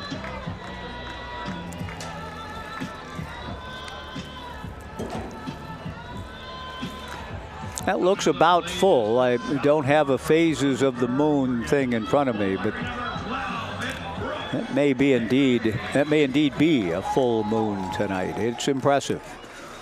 Glorious sight as we look out above the left center field fence to the east at about 20 after 9 o'clock on this 9th of August. Brooks Avery takes ball 1, 1-0. A poignant day for me in my life as a fan. This date, I remember the news, and it gave me pause when I heard it. The 1-0 pitch, Avery Swings and hits one foul towards the Omaha room to the right. 1 ball and 1 strike. Don Sutton, the late and great Don Sutton, saw his major league career end on this date, August 9th of 1988. Sutton, after being on the DL for the only time in his career, late in his career. Brooks Avery hit by a pitch and will trot down to first. Aiden Bray hitting him, bringing Blake Wilson to the plate. Don Sutton pitched in a game for the Cincinnati Reds. Came off the DL, pitched in a game for the Reds, one more game in the big leagues, and then the Reds released him. I think it was all sort of pre-planned. Look, you're going to get one more game. You'd only been on the DL once in your incredible career. You come off, you'll pitch, and we're releasing you, and that's what they did. August 9th, 1988. But I remember when I heard the news on the radio or somewhere driving around, the radio, they weren't necessarily talking about backup quarterbacks in the NFL, actually talking a little bit about baseball in August in '88. And the baseball news was that Don Sutton had been released. And you know how I didn't drive off the road. It wasn't that dramatic, but I paused while driving and said, oh my goodness. Because the very first game I saw, the first baseball game I ever saw, Don Sutton pitched in, June 17th of 1966. Blake Wilson taking ball 1. 1-0 the count, 11-3 Knights, bottom of the 8th inning. 2 on with 1 out. So from June 17th to 1966, the arc of Sutton's career and life. I watched him at Dodger Stadium the first time I saw a baseball game. He gave up a 3-run home run to stretch to Willie McCovey. I cried most of the way home. McCovey beat me 4-1. Gaylord Perry got the win, and I cried. If not all the way home, a lot of the time, and my dad trying to comfort me. I was 7. A throw to first, and back to the bag dives Brooks Avery. Brooks shouldn't be running now. I don't think he's going anywhere. Runners at the corners, 1 out, 11-3 Knights in the 8th, but Aiden Bray doesn't want Brooks to take advantage of him as Aiden saw Brooks do the last time. Blake Wilson swings and fouls it back, the count 1-2. From June 17th of 66, seeing the rookie Don Sutton, to hearing the news 22 years later that he'd been released. In a moment, I thought about all of his life, my own. It was a poignant moment. August 9th, 1988, when the career of Don Sutton came to an end. The 1-2 pitch on the way. Blake, a drive to left field and pretty deep. This will get a run home. Teddy Tokheim back to make the catch. Tagging up and scoring from third on the sacrifice fly is Ian Fernandez. An RBI sac fly. Blake Wilson gets it done, and the Knights lead it 12-3. 2 down in the bottom of the 8th. Brock Kettleson, the batter. Brooks Avery at first. The Knights with 6 runs in the first, a run in the third, a run in the fourth, a run in the fifth, 2 in the sixth, and now 1 here in the 8th. 6:06 tomorrow night. Van Froling, the likely starter for the Knights, and he will try to pitch the Knights into an encounter with Portland on Tuesday at Walker Stadium at Lentz Park. If the Knights win tomorrow, that would be their destination. It would be a happening, no doubt, with the Pickles fans coming out in full force to cheer on their beloved Portland club. The first pitch, a strike to Brock Kettleson, 0-1 the count. Bray delivers a slow roller to short. Fielding the baseball is Benji Solano. Throws to first to get Kettleson. The Knights get another run for good measure, and we go to the top of the 9th inning.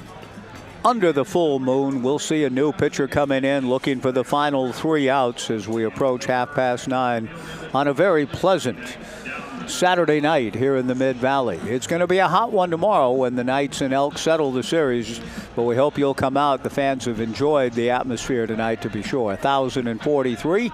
Hoping to see, it looks like Michael Singleton trying to bring the final 3 outs home. At the end of 8, the Knights 12, Bend 3, back in 2.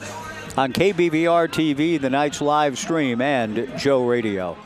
Easton Amundsen defied the 4 outfielder alignment when he came to the plate back in the 5th inning. He hit one over the right field fence a long way out.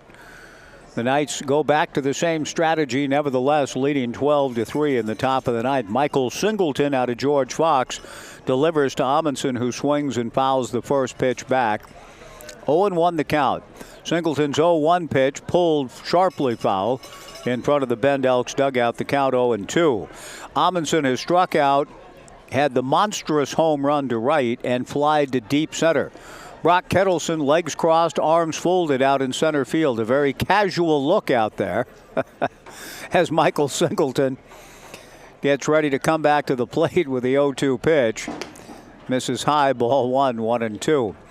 Kettleson is always at the ready, though. We shouldn't misconstrue what appears to be kind of a nonchalant, casual posture on his part as not being ready, or like Ted Williams going through swings out in the outfield between pitches. Amundsen fooled the off-speed pitch, swung on and missed, strike 3. Good job by Michael Singleton to strike out Amundsen for the first out in the top of the 9th inning.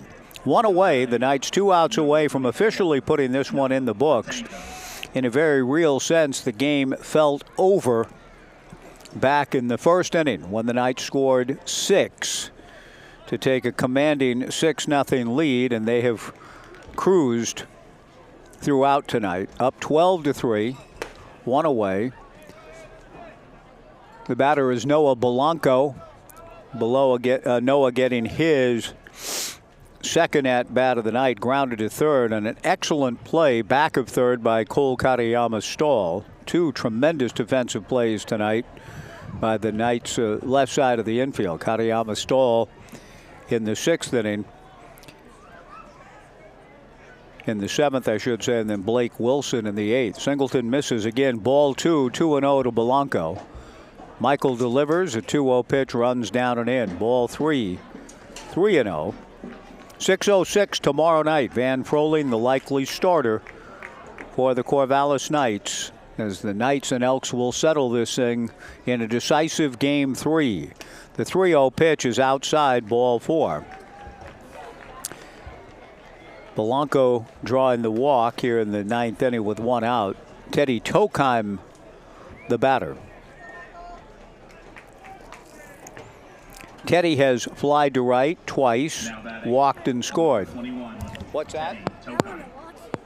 Okay, well, you can. Out of the stretch works Michael Singleton, the right-hander out of George Fox. Fastball in and out of the mid of Ian Fernandez. Ball 1, 1-0. Who are you saying that to?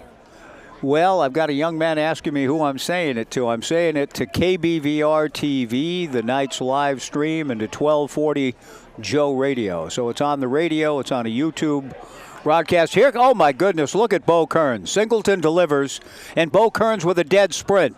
Something you might see at Hayward Field in the Olympic trials or the championships. That fast. To get out to the mound to say, look, stop, enough. And he sprints back. A little bit like George Herbert, striking the board and crying, no more. Herbert said, I strike the board and cry, no more, I will abroad. Well, in this case, he struck the top of the dugout steps and ran out and said, no more. If you throw any more balls, I will abroad. The 2-0 pitch, high and inside, ball 3. Now, Singleton's not out there saying, I think I'm just going to throw a bunch of balls. I mean, sometimes the message can be almost oppressing, not that Bo's an oppressor, but now Singleton knows that he may not be long for the game if he keeps putting people on, and the 3-0 pitch is ball 4. Back-to-back walks issued by Michael Singleton after he got a strikeout to open the inning. That's the fastest I've ever seen Bo Kearns get out to the mound. Shades of Pat Casey back in the day. I've seen Pat sprint out a few times in the earlier years in his tremendous era here. If a pitcher with a lead was putting people on. And so now Jack Lafitte, the batter, after back-to-back walks. Singleton, I think, can get back on task now. It might have been a little off-putting for Michael to get the kind of visit that he did. It may have shook him up just a little bit, and I think that was Bo's intent. Look, I'm coming, and I got a message, and it's throw strikes. You're up 9 runs in the 9th. The strike one pitch is another well-pitched baseball. Hit foul off first into the Omaha Room grandstand, and the count 0-2. It may have been a bit of a lost cause with Tokheim, but I think the message, I know it was delivered, and I think it's gotten through to Singleton after walking Tokheim. He's ahead to Lafitte. No balls and 2 strikes. Singleton ready, the strike 2 pitch, a fly ball to center, and there you go. That's what Bo Kearns was looking for. Throw strikes, pitch to contact, and there's an out. Kettleson the catch on the fly ball off the bat of Jack Lafitte. 2 down, Zach Carlson the batter. Zach Carlson. George Herbert was a brilliant, wonderful poet, but my favorite line of his of all time is indeed, I struck the board and cried, no more, I will abroad. He's writing in the 17th century, so, but I still get it, right? Even though he's a long time ago, you all understand that. You've all felt that. We've all wanted to strike the board and cry no more. First pitch in there for a strike from Michael Singleton now to Zach Carlson. The strike one pitch missing in the count 1-1. And that it just struck me as that was a George Herbert type moment for Bo Kearns. 2 on, 2 out, the 1-1 pitch outside, ball 2, 2-1. Singleton with a strikeout and a flyout, a couple of walks mixed in. The biggest thing he wants to do now is pitch to contact and try to get the 27th out and officially put this one in the books. He delivers outside, ball 3, 3-1. Eli Pupo on deck. 12-3 Knights, top of the 9th inning. Singleton with a 9-run lead, trying to get the right edge and concentration back. Delivers, swung on and fouled back, so Michael is a strike away. 3 balls, 2 strikes, and 2 outs. Noah Belanco and Teddy Tokheim will take off on the pitch. Knights fans getting into the spirit of things, try to help Michael get the final strike, the final out. The runners go. The 3-2 pitch is low and inside for ball 4 to load the bases. Knights pitching has been tremendous tonight. The Knights have only walked 2 until this inning. Now Singleton with 3 free passes. Eli Pupo, the hitter. 12-3 Knights in the top of the 9th inning on a warm, pleasant night. Bases loaded, 2 down. Pupo takes low and inside, ball 1. Yeah, 1-0. 1 ball and no strikes. Michael Singleton looking for that final out, delivers way inside for ball 2. And now Ian Fernandez will take a crack at it, and you hope that the crack is good. He goes out to have a visit with Michael Singleton with the bases loaded. 2 down, top of the 9th, 12-3. Ian is, I think, speaking a calming word to Michael here. Ian's a tremendous leader, catcher. He's going to have a huge year next year at UC Santa Barbara. It's been a delight to have in the program. I like that visit. That's underscoring the message delivered by Coach Kearns, but I think just trying in his own way now to help Michael come back to the strike zone. But the 2-0 pitch is high for ball 3. It'll be an interesting play here for Bo Kearns and the Knights if he issues ball 4. I don't know if anyone's throwing or not. The 3-0 pitch is a strike and the count 3-1.